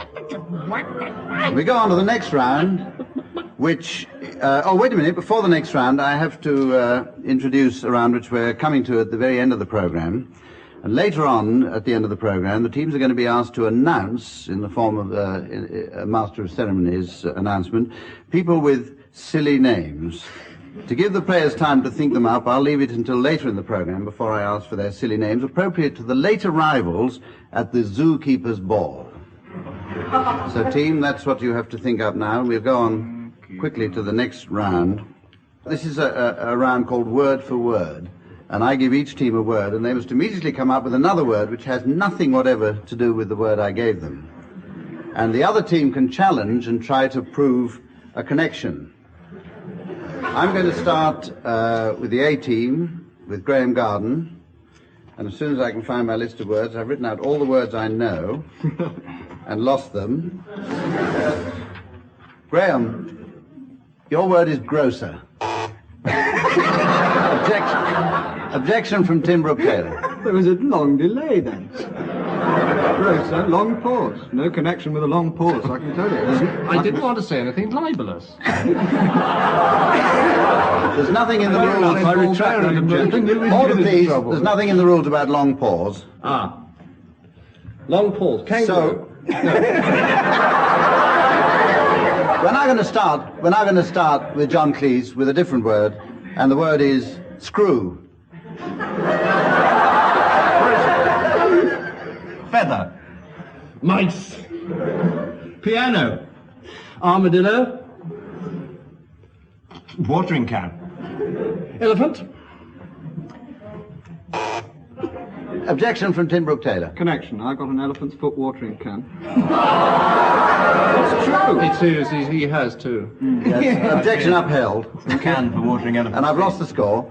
But we're going to start now with Tim Brooke-Taylor, and he's going to start with the word crutch. Rainbow. Crutch. Rainbow.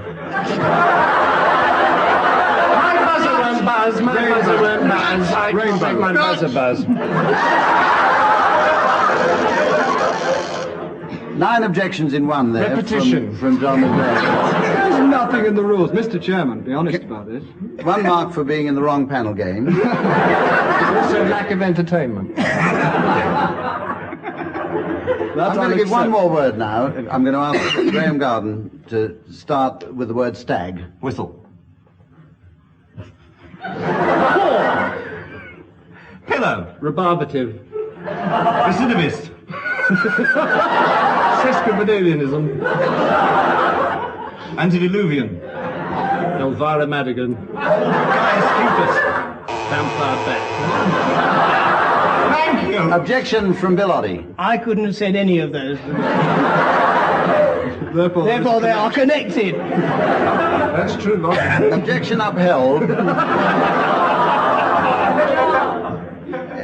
Because, as a matter of fact, I happen to know that Bill Oddie couldn't have said any of the words that have been mentioned so far. 4 marks for each of the teams there for managing to keep going as long as they did.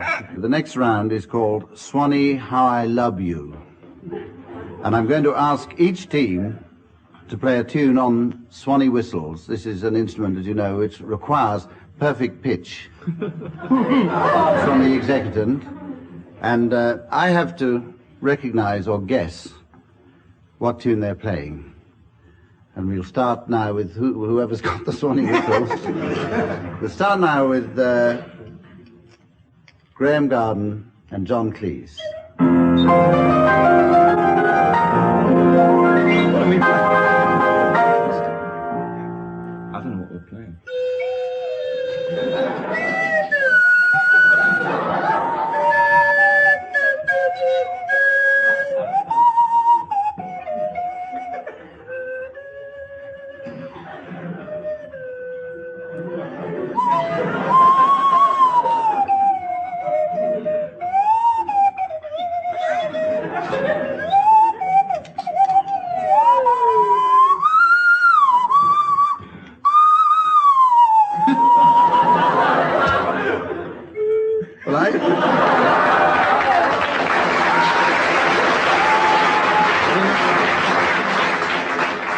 This is the point when I'm called upon to identify the tune.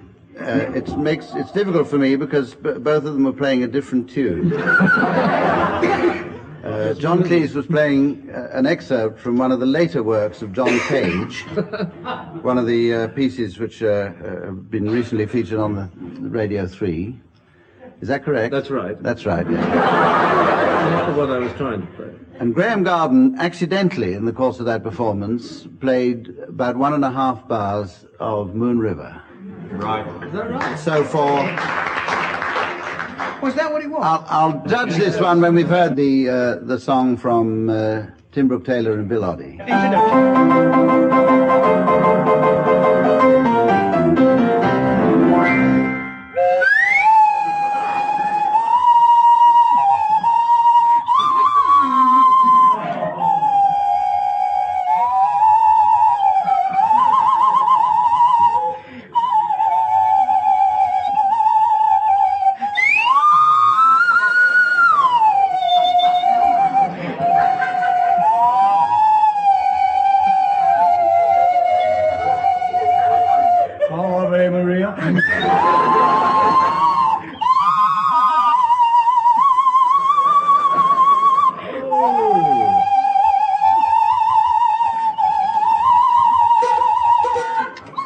Enough! You give in?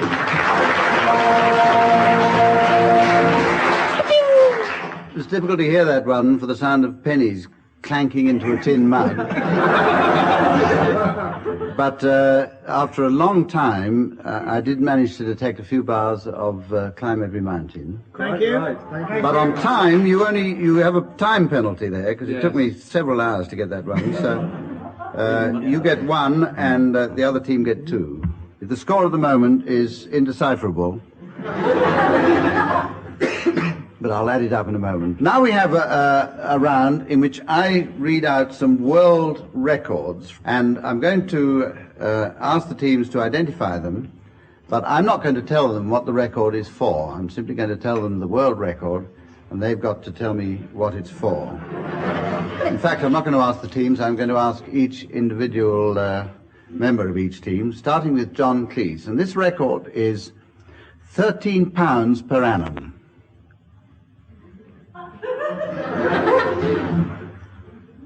Annum. That's what I said. Right. It's the number of voles an Icelander eats. Well, the weight of voles. I should make it clear that this is pounds sterling. But it's the value of the vole. In fact, you're surprisingly close.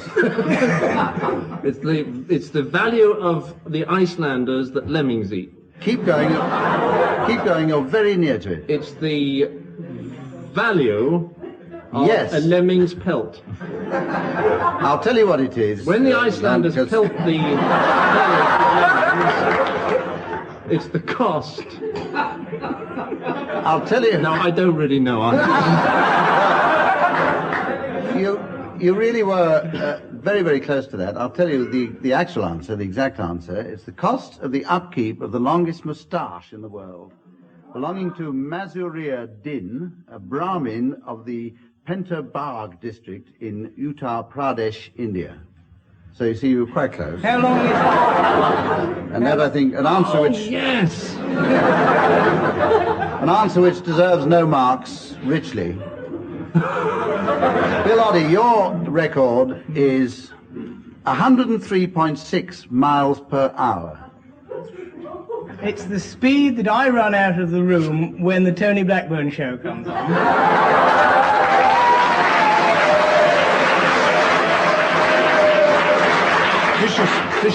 Vicious. I can't really accept that answer. It's true, I'm telling you. But it applies to so many people, not only you.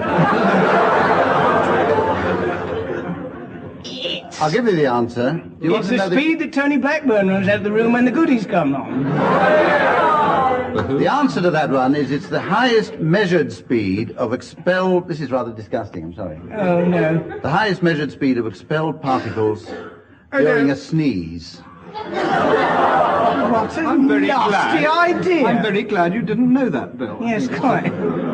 Graham Garden, your record, which I ask you to identify, is 8 hours 50 minutes and 250 yen. 8 hours, 50 minutes and 250 yen. Not 240. No, 250. Oh, it's not that one then. No, it's not.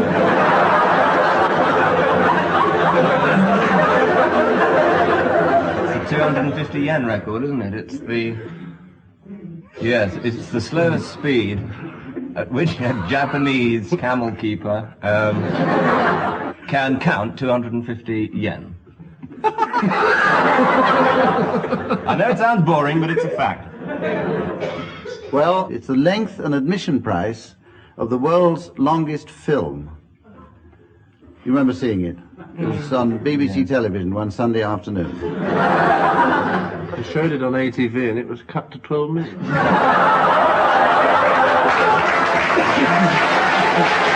There's 3 satirical marks. Tim Brooke-Taylor, yours is 101,300 square feet. No, it isn't. And 101,300 square feet. That's what It sounds like a description of Napoleon's army retreating from Moscow. Funnily enough, you're very, very close. At least it was a quick answer. Well, you Close? Would you I like think me to I'm go going to on? give you half a mark. You're the only one who scored a half a mark on this, because you have got close enough to say Napoleon. It does, in fact, concern Wellington. Very close. It's the largest floor area of any wooden building, and it exists in the Department of Education in Wellington, New Zealand.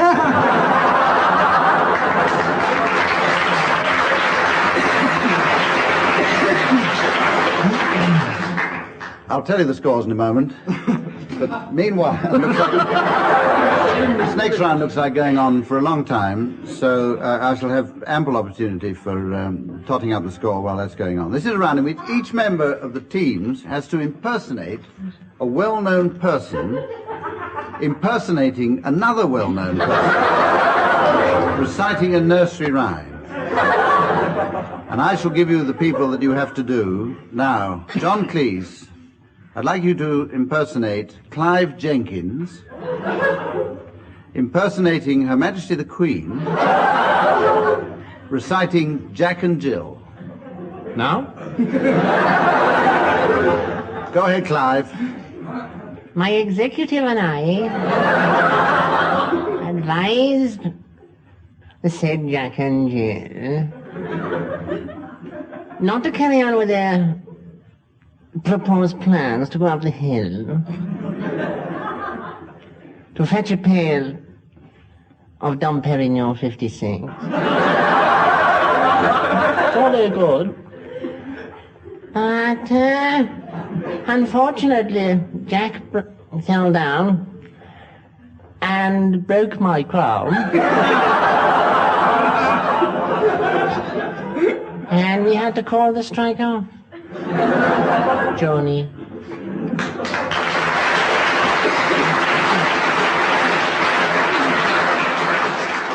Never mind. Good. Well, we'll give you a couple of marks for that. Graham, I'd like you to impersonate Eddie Waring. Impersonate...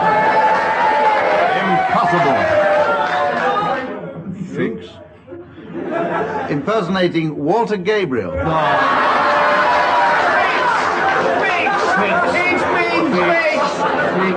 It can't be fixed because I'm setting these and I've never watched any of your programs. Reciting Sing a Song of Sixpence. A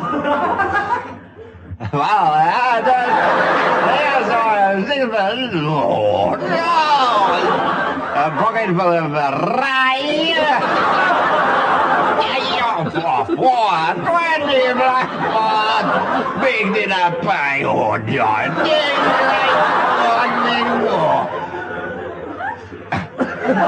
Well, the pie was open, the birds began to sing, and quite a nice noise they made. I said, wasn't that a dainty dish to set before a king?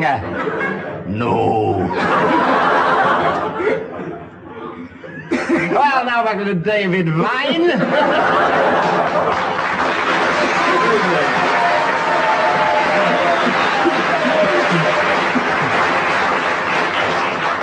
Well, I scored 2 to Eddie Waring and 1 to Walter Gabriel, making a net total of 1 mark.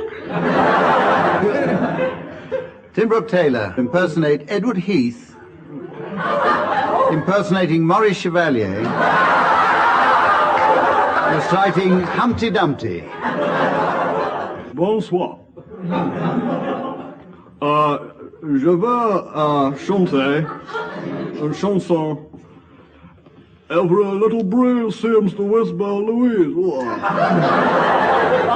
An autre chanson. Humpty Dumpty. Is that on a well? Humpty Dumpty had a great fall. All the king's asses. It's not like I done it. And all the king's men couldn't put Humpty together. Again. Thank you so much. You're too kind. Thank you. Merci. Au good night. I'm going to give you 1 mark on the grounds that Edward Heath does a much better impersonation than Maurice Chevalier. Bill Oddie, this one, you'll get a bonus mark if you can get through this one without doing yourself an injury. I want you to impersonate Tommy Cooper, impersonating Louis Armstrong, reciting 3 Blind Mice. That's a lot, Bill. Three blind mice. Three blind mice. Zippity boo bop. I've seen them run. Have you seen them run? Look at them run. Whoa, baby, look at them run. Yeah, all right. Whoa, they run after the farmer's wife. Where? I've seen the farmer's wife. I've done after her. No fools, those mice. See what I'm going to do?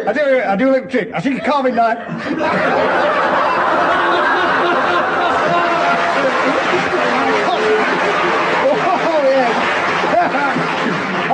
I gotta cut off the tails. I gotta cut off the tails. I gotta cut off 1 tail. I cut off 2 tails. I'll cut off his head. Oh yeah! You ever see such a thing in your life? I didn't see it. Oh no! There's 3 blind. 3 blind mice. Oh yeah!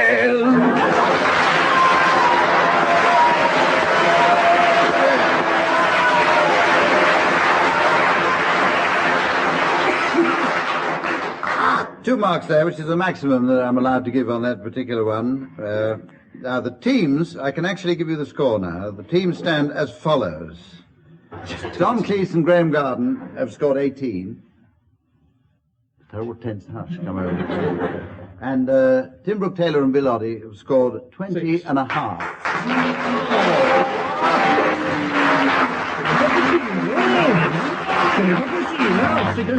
Never mind John and Graham. There's plenty of time yet. Worse luck. We have a singing relay now. And in this round, one of the players of each team starts off a song, and he and his partner must sing a duet. But each one has to sing alternate words. In other words, the duet is alternating between the two of them, 1 word each. Any player who falters or messes up the game is declared soppy, and 2 points go to the other side, which I'll write down now because it's a foregone conclusion. But John and Graham, I'd like you to sing alternately. I'd like you to give actually a romantic interpretation of this song, if you will. Give me the moonlight.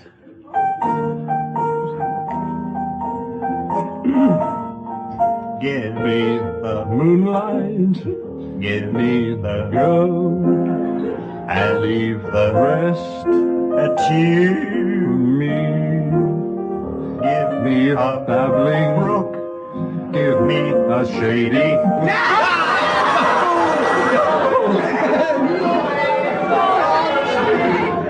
Well, you lose a point, but what we do now...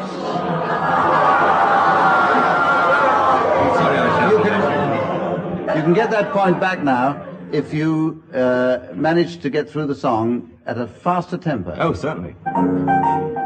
Give me the moonlight, give me the go, and leave the rest to me.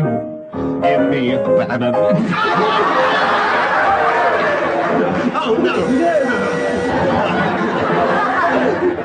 They scored no marks for that. And we go over to the other side, and we have an alternating version from Tim and Bill of Stop Your Tickling Jock. Will you stop your tickling jock? Oh, stop your tickling jock. Faster.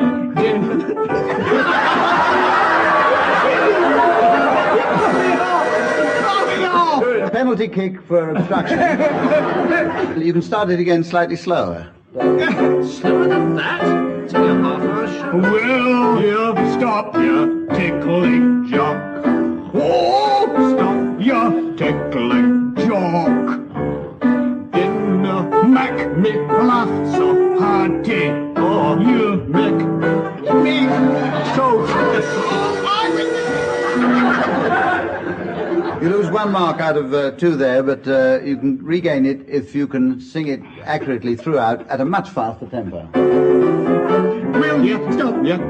Stop. Take off. No, we can't be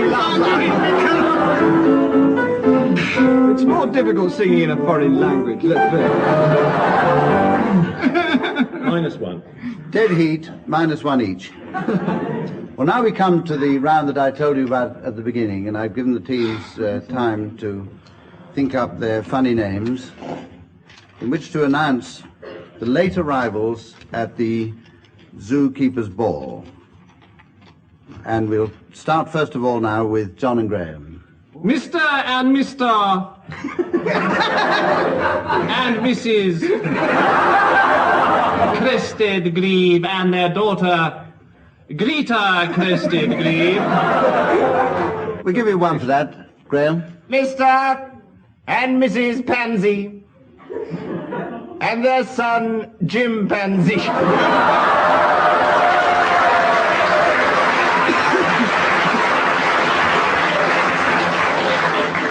Tim. Mr. Arthur Platypus and his duck Bill Platypus. Miss, also at the Zookeepers ball. Oh, yes. Old Ma Rakeet and her husband, Pa Rakeet. John. Mr. and Mrs. Rhinoceros and their son, Ray Rhinoceros. Graham. Mr. and Mrs. Conda and their daughter, Anna.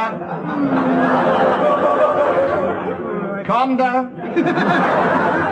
Not to mention Uncle Elope and his wife, Aunt Elope. And later on... This is where I tell you the Mr. and Mrs. Tita and their daughter, Ann Tita.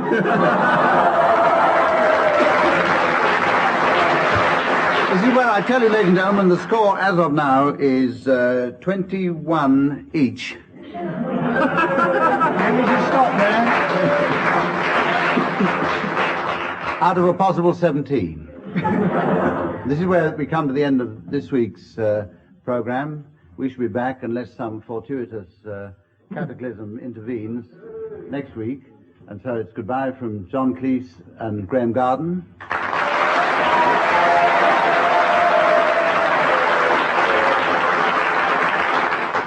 Tim Brooke-Taylor and Bill Oddie.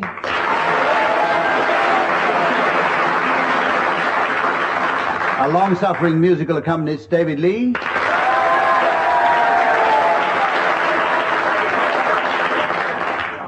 And me, Humphrey Littleton.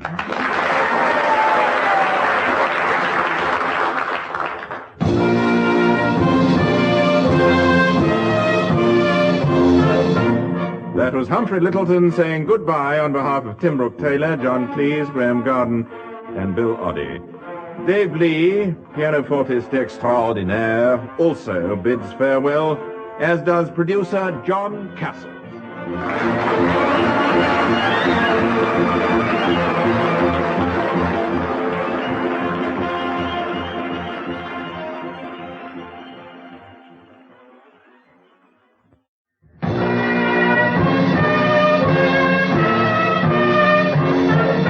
We present I'm Sorry I Haven't a Clue, the panel game.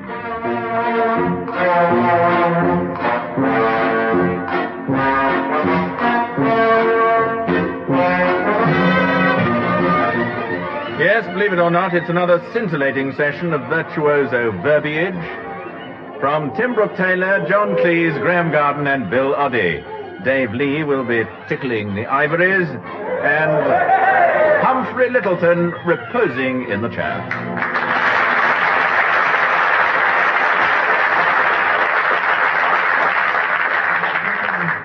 So once again, it's my duty to present on my left, John Cleese and Graham Garden.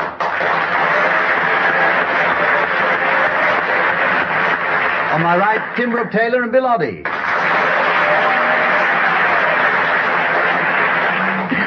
Those of you who've seen this program or heard this program before won't have the faintest idea what's happening, which starts us all off level pegging. And I'm going to ask each team to sing a song, but they'll have to sing it as animals nominated by me. And I shall mark this one for zoological exactitude, whatever that means. Now then, we'll start with John and Graham, please. If you'll sing lovely old French song, Autumn Leaves, as wolves.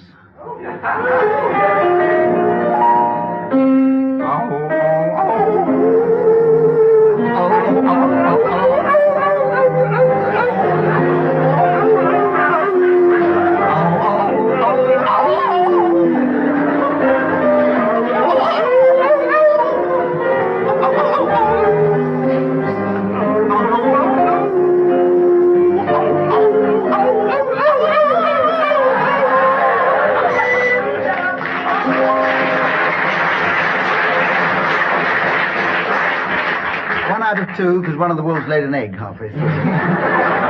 Bill and Tim, if you will sing a composition by, I think I'm right in saying, Irving Berlin. It's a song called Blue Skies, and you have to sing it as pigs. Yes.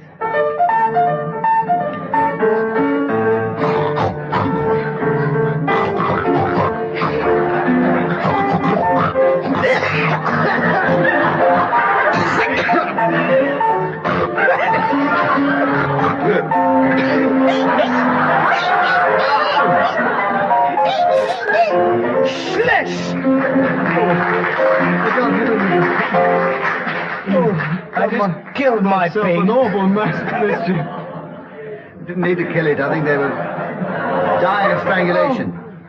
Now, I have to explain to you that at the very end of this game, I'm going to ask the teams to announce people with silly names appropriate to the function for which they're being announced. And to give the players time to think them up, I'll leave it until later in the program before I ask for their silly names appropriate to the late arrivals at the Greengrocers Ball. Greengrocers Ball. That's for you to ponder on, team, while we go on to the second round. In this round, each team will play a scene from a well-known play, but only one member of the team has a script, and the other one has to improvise and get on as best he can. And this will be marked, two marks will be the maximum for survival. Now, the first play is going to be performed by Bill and Tim, and their play is The Importance of Being Earnest by Oscar Wilde. The part of Algernon, played by Bill, and Cecily by Tim. Curtain up. Overture and beginners, please. Enter Algernon, very gay and debonair.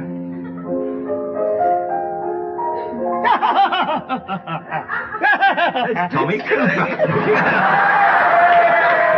No, it's not. He's very gay. Oh, you are my little cousin Cicely, I'm sure. Well, I'm not so sure.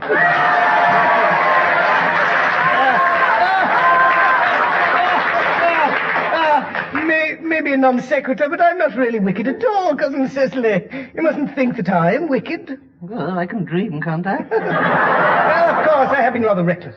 Oh, like a successful sailor. Think about it. No, reckless, yes. In fact, now you mention the subject, I have been very bad in my own small way. Oh, do be so modest. It is much pleasanter being here with you. Oh, you're just saying that. About my... Not very well. Australia, I'd sooner die. I think you just have.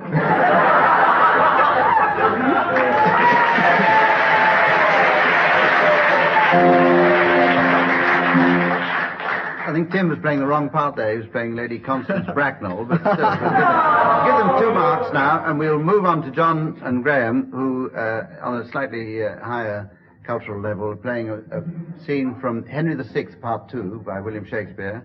John Holland is played by Graham Garden. George Beavis by John Cleese. They're not in this, you know.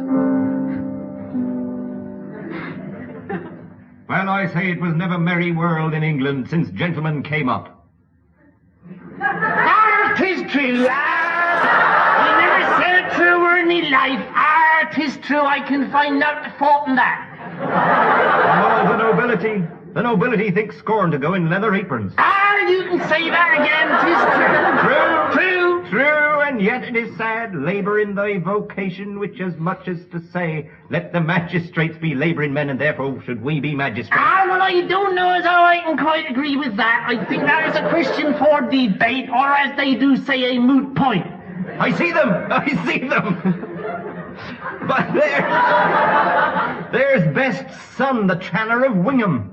Aye, so he be there now. I see him there, he be the one with the 2 legs. Aye, and Dick the butcher. I see him too, with the tin and boot polish embedded behind his cheek. And Smith the weaver. With another tin and boot polish embedded just behind his left temple. Come! They've been fighting down at the Greengrocers again. Come, let's fall in with them.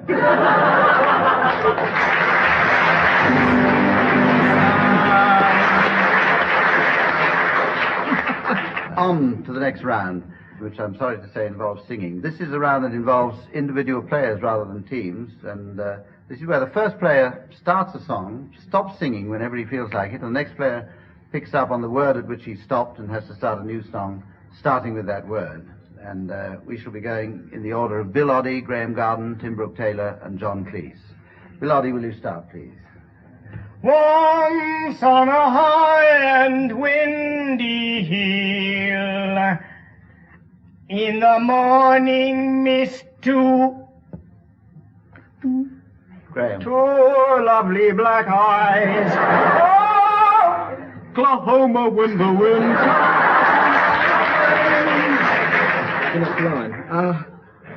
And again, what? Plain. No, you didn't know the next line. I said plain. Do you want plain or do you want Plain, Oklahoma? is your word, John.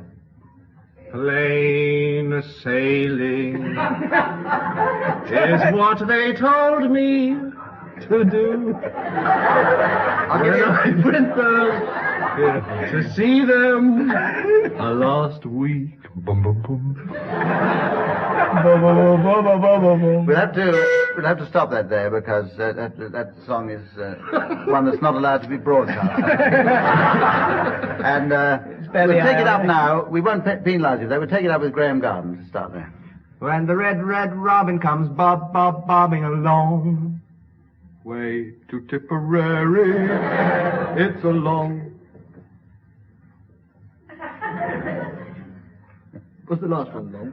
John Long. Oh, it's my turn, sorry. What was it again? Long way to Tipperary, it's a long way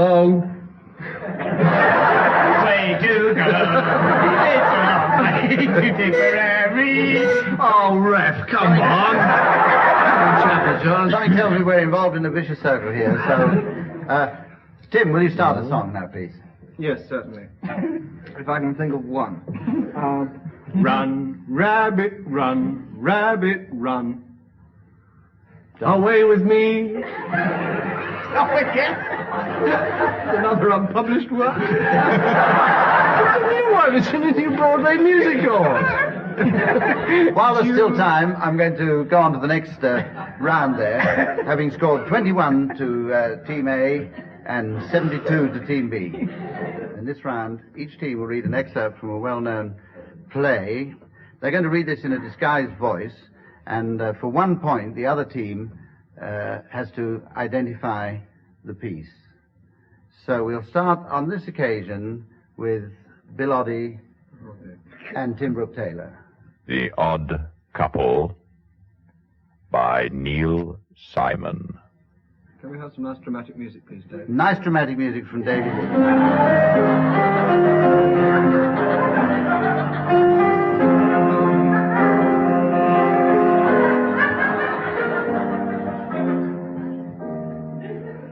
All right.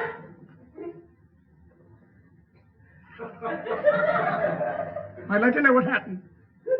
What's happened? That's right!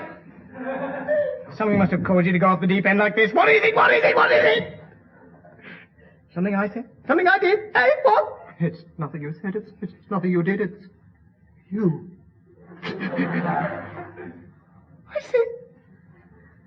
Well, that's plain enough. I could make it plainer, but I don't want to hurt you. What is it? The cooking, the cleaning, the crying.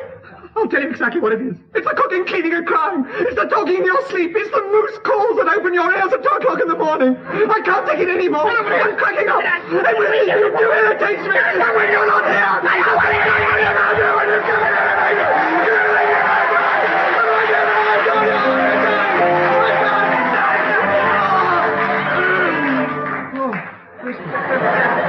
What was that in? Have you started yet? I Right. mean, John and Graham, if you can identify that, please. It's rather reminiscent of some Arnold Bennett.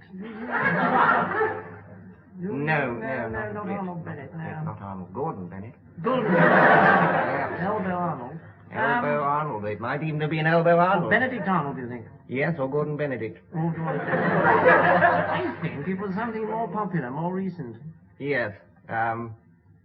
Yes, possibly. yes. Kit Marlowe or... Give you 10 seconds. Or Malkito. Is it modern? Yes, it's modern. Overran your time then. Bill and Tim, will you divulge what that dramatic piece was, please? Yes, it's The Odd Couple by Neil Simon. The Odd Couple by Neil Simon. Didn't we say that? Wasn't that the first one?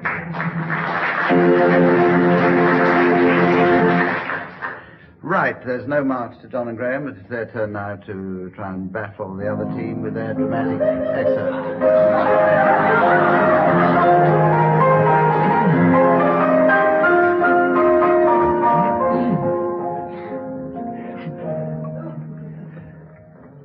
The Cherry Orchard by Chekhov.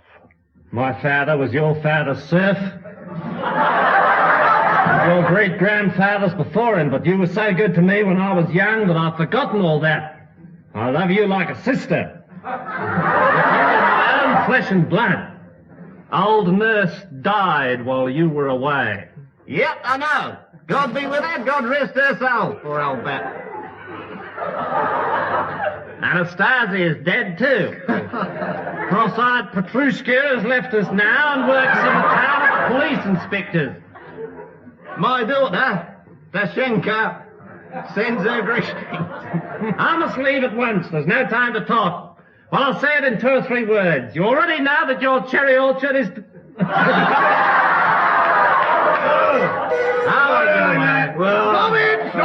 Stop it! Nasty, dirty, filthy, full frontals. No, I don't like that. No. John and Bill, Here? rack your brains. Well, I would say it was Russian. Tell that by the accents. Voices threw me a bit. I wish it was always performed like that. I'd say if I was playing chess.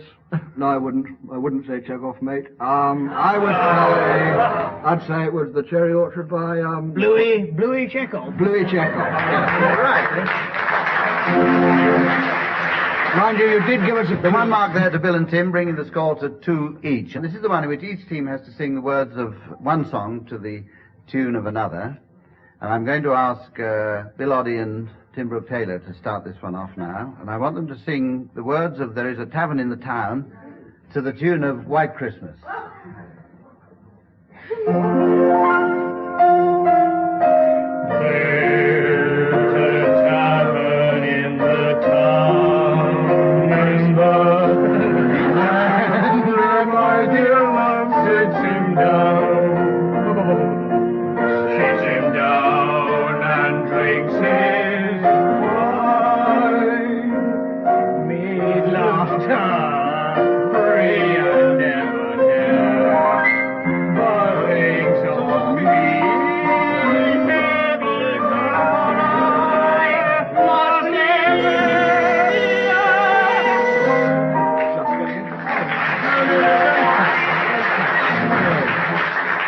Stop that one there because they'd made that dramatic leap into the high register, and I was really fearing for their safety once they were...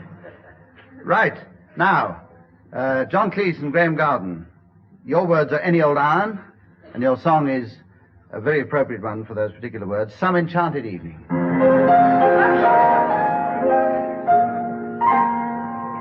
Any old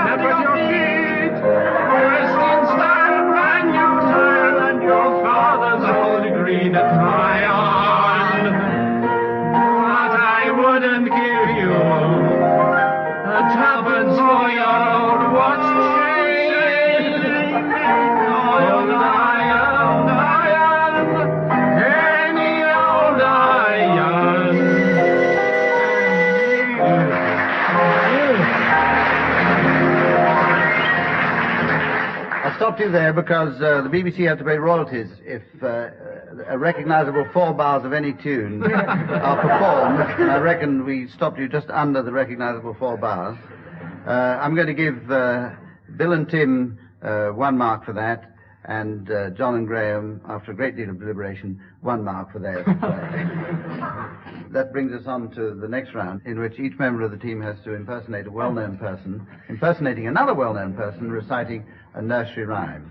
And we're going to start now with Graham Garden, who I'm going to ask to imitate Clement Freud, impersonating Rolf Harris,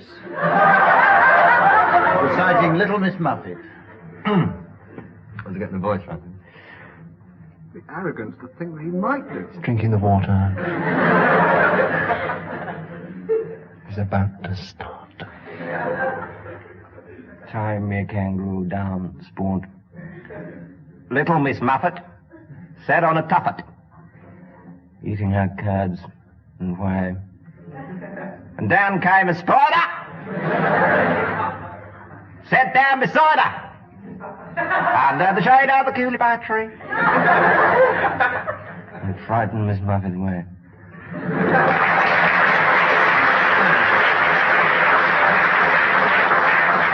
1 mark for that, and we go over to Tim Brooke-Taylor, who is asked to impersonate Harold Wilson, impersonating Chairman Mao, reciting Mary, Mary, quite contrary. Merely, merely, quite contrarily. How does your garden glow? Well, how, and how, and pretty ways all in a row. I think that'll do for the time being. Thank you, I agree. Good night.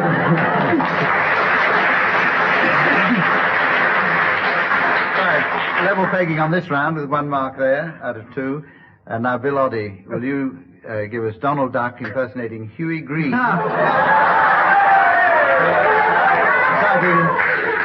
Reciting Simple Simon. I don't even know Simple Simon.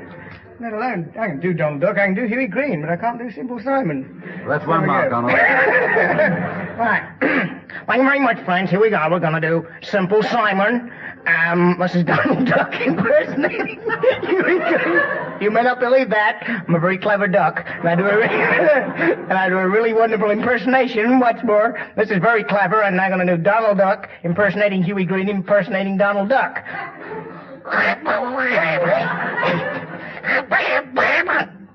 Now, was Simple Simon met a pieman going to the fair. So Simple Simon to the pieman, can you speak a little more clearly, please, Duck? All right, don't worry. Is there any poor duck doing that? I'll report you all to the RSPCA. And I'll report you for ruining a BBC microphone. While you mop it off, that's two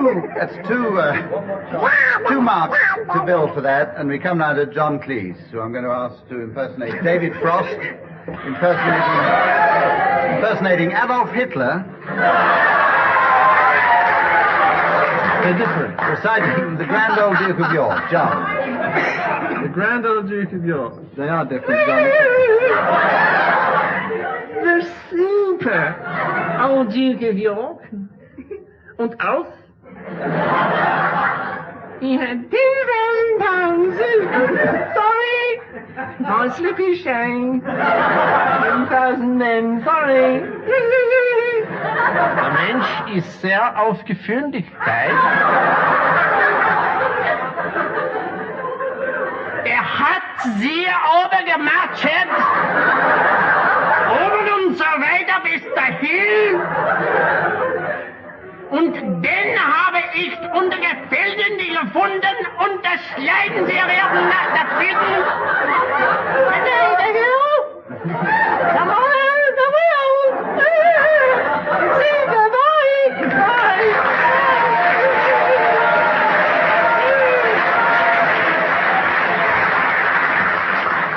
Two danger marks there for nearly bursting a blood vessel. We go on now to the singing relay, and in this one, one of the players of each team starts off a song, and he and his partner have to sing a duet, each one singing alternate words. And they're penalized if either of them sings 2 words or if they falter and stop in the middle. Now, let's start with John and Graham here, and we'd like you to sing Who's Your Lady Friend? Hello, hello, who's your lady friend? Who's the little girlie by your side? I've seen you with a girl or two. Oh, oh, oh, I am surprised at you. Hello, hello, what your...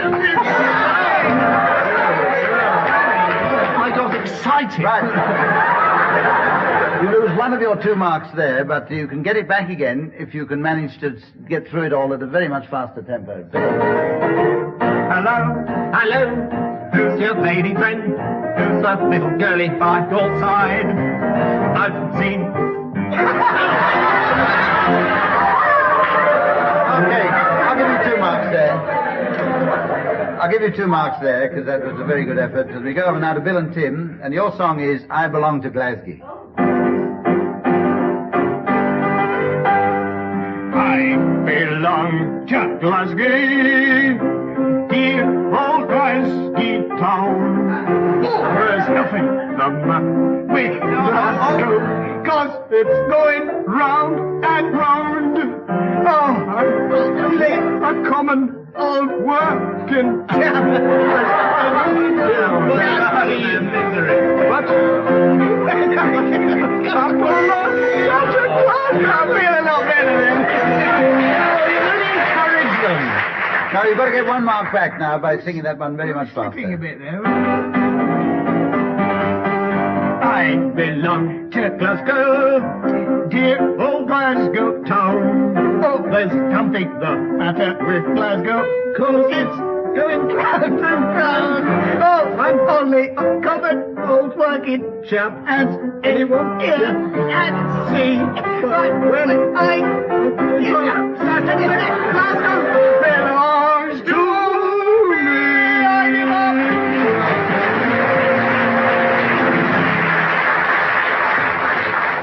Right, well, I'm awarding 2 marks there, which brings the scores to John and Graham 15 and Bill and Tim 16. So now we come to the final round, which I referred to at the beginning of the program, where each of the teams can make up marks. This is the one where I ask each of the teams to announce the late arrivals at the Greengrocers ball.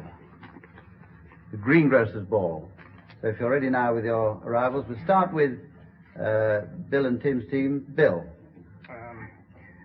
Mr. and Mrs. F. Toot and their son B. Toot. Beg your pardon? You don't qualify for that one, because we don't have B. Toots on the menu at this particular ball. John Cleese. Mr. and Mrs. Cobeans and their son Harry Cobeans.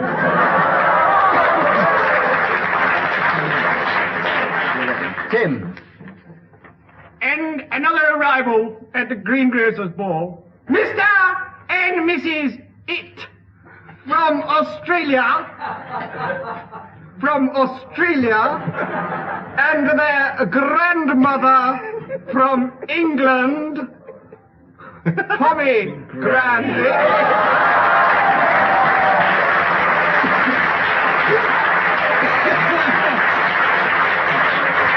Graham Garden. Miss Emily Snip and her father, Pa Chuggerman. Not to mention the final arrival at the Greengrocers ball with a bit of luck which should win us the round. Oh, no, it won't. Oh, no, it won't. Mr. and Mrs. Pound of apples, please. Not him. Yes. Not him. Not him. And that famous son. No. From the East End. Half a pound of apples.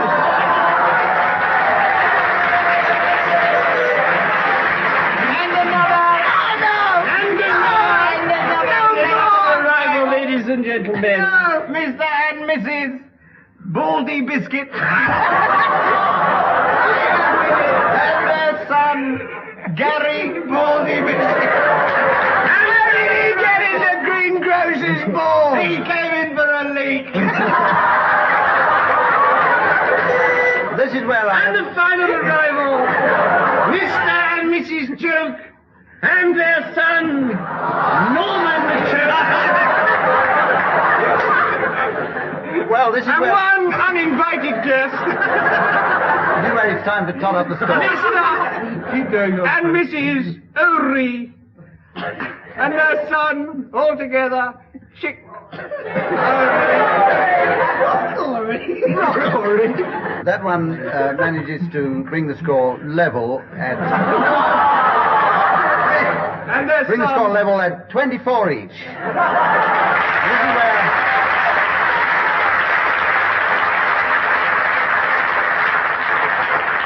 This is where it's time to say on behalf of our two teams, musical accompanist David Lee and myself, Humphrey Littleton, goodbye now.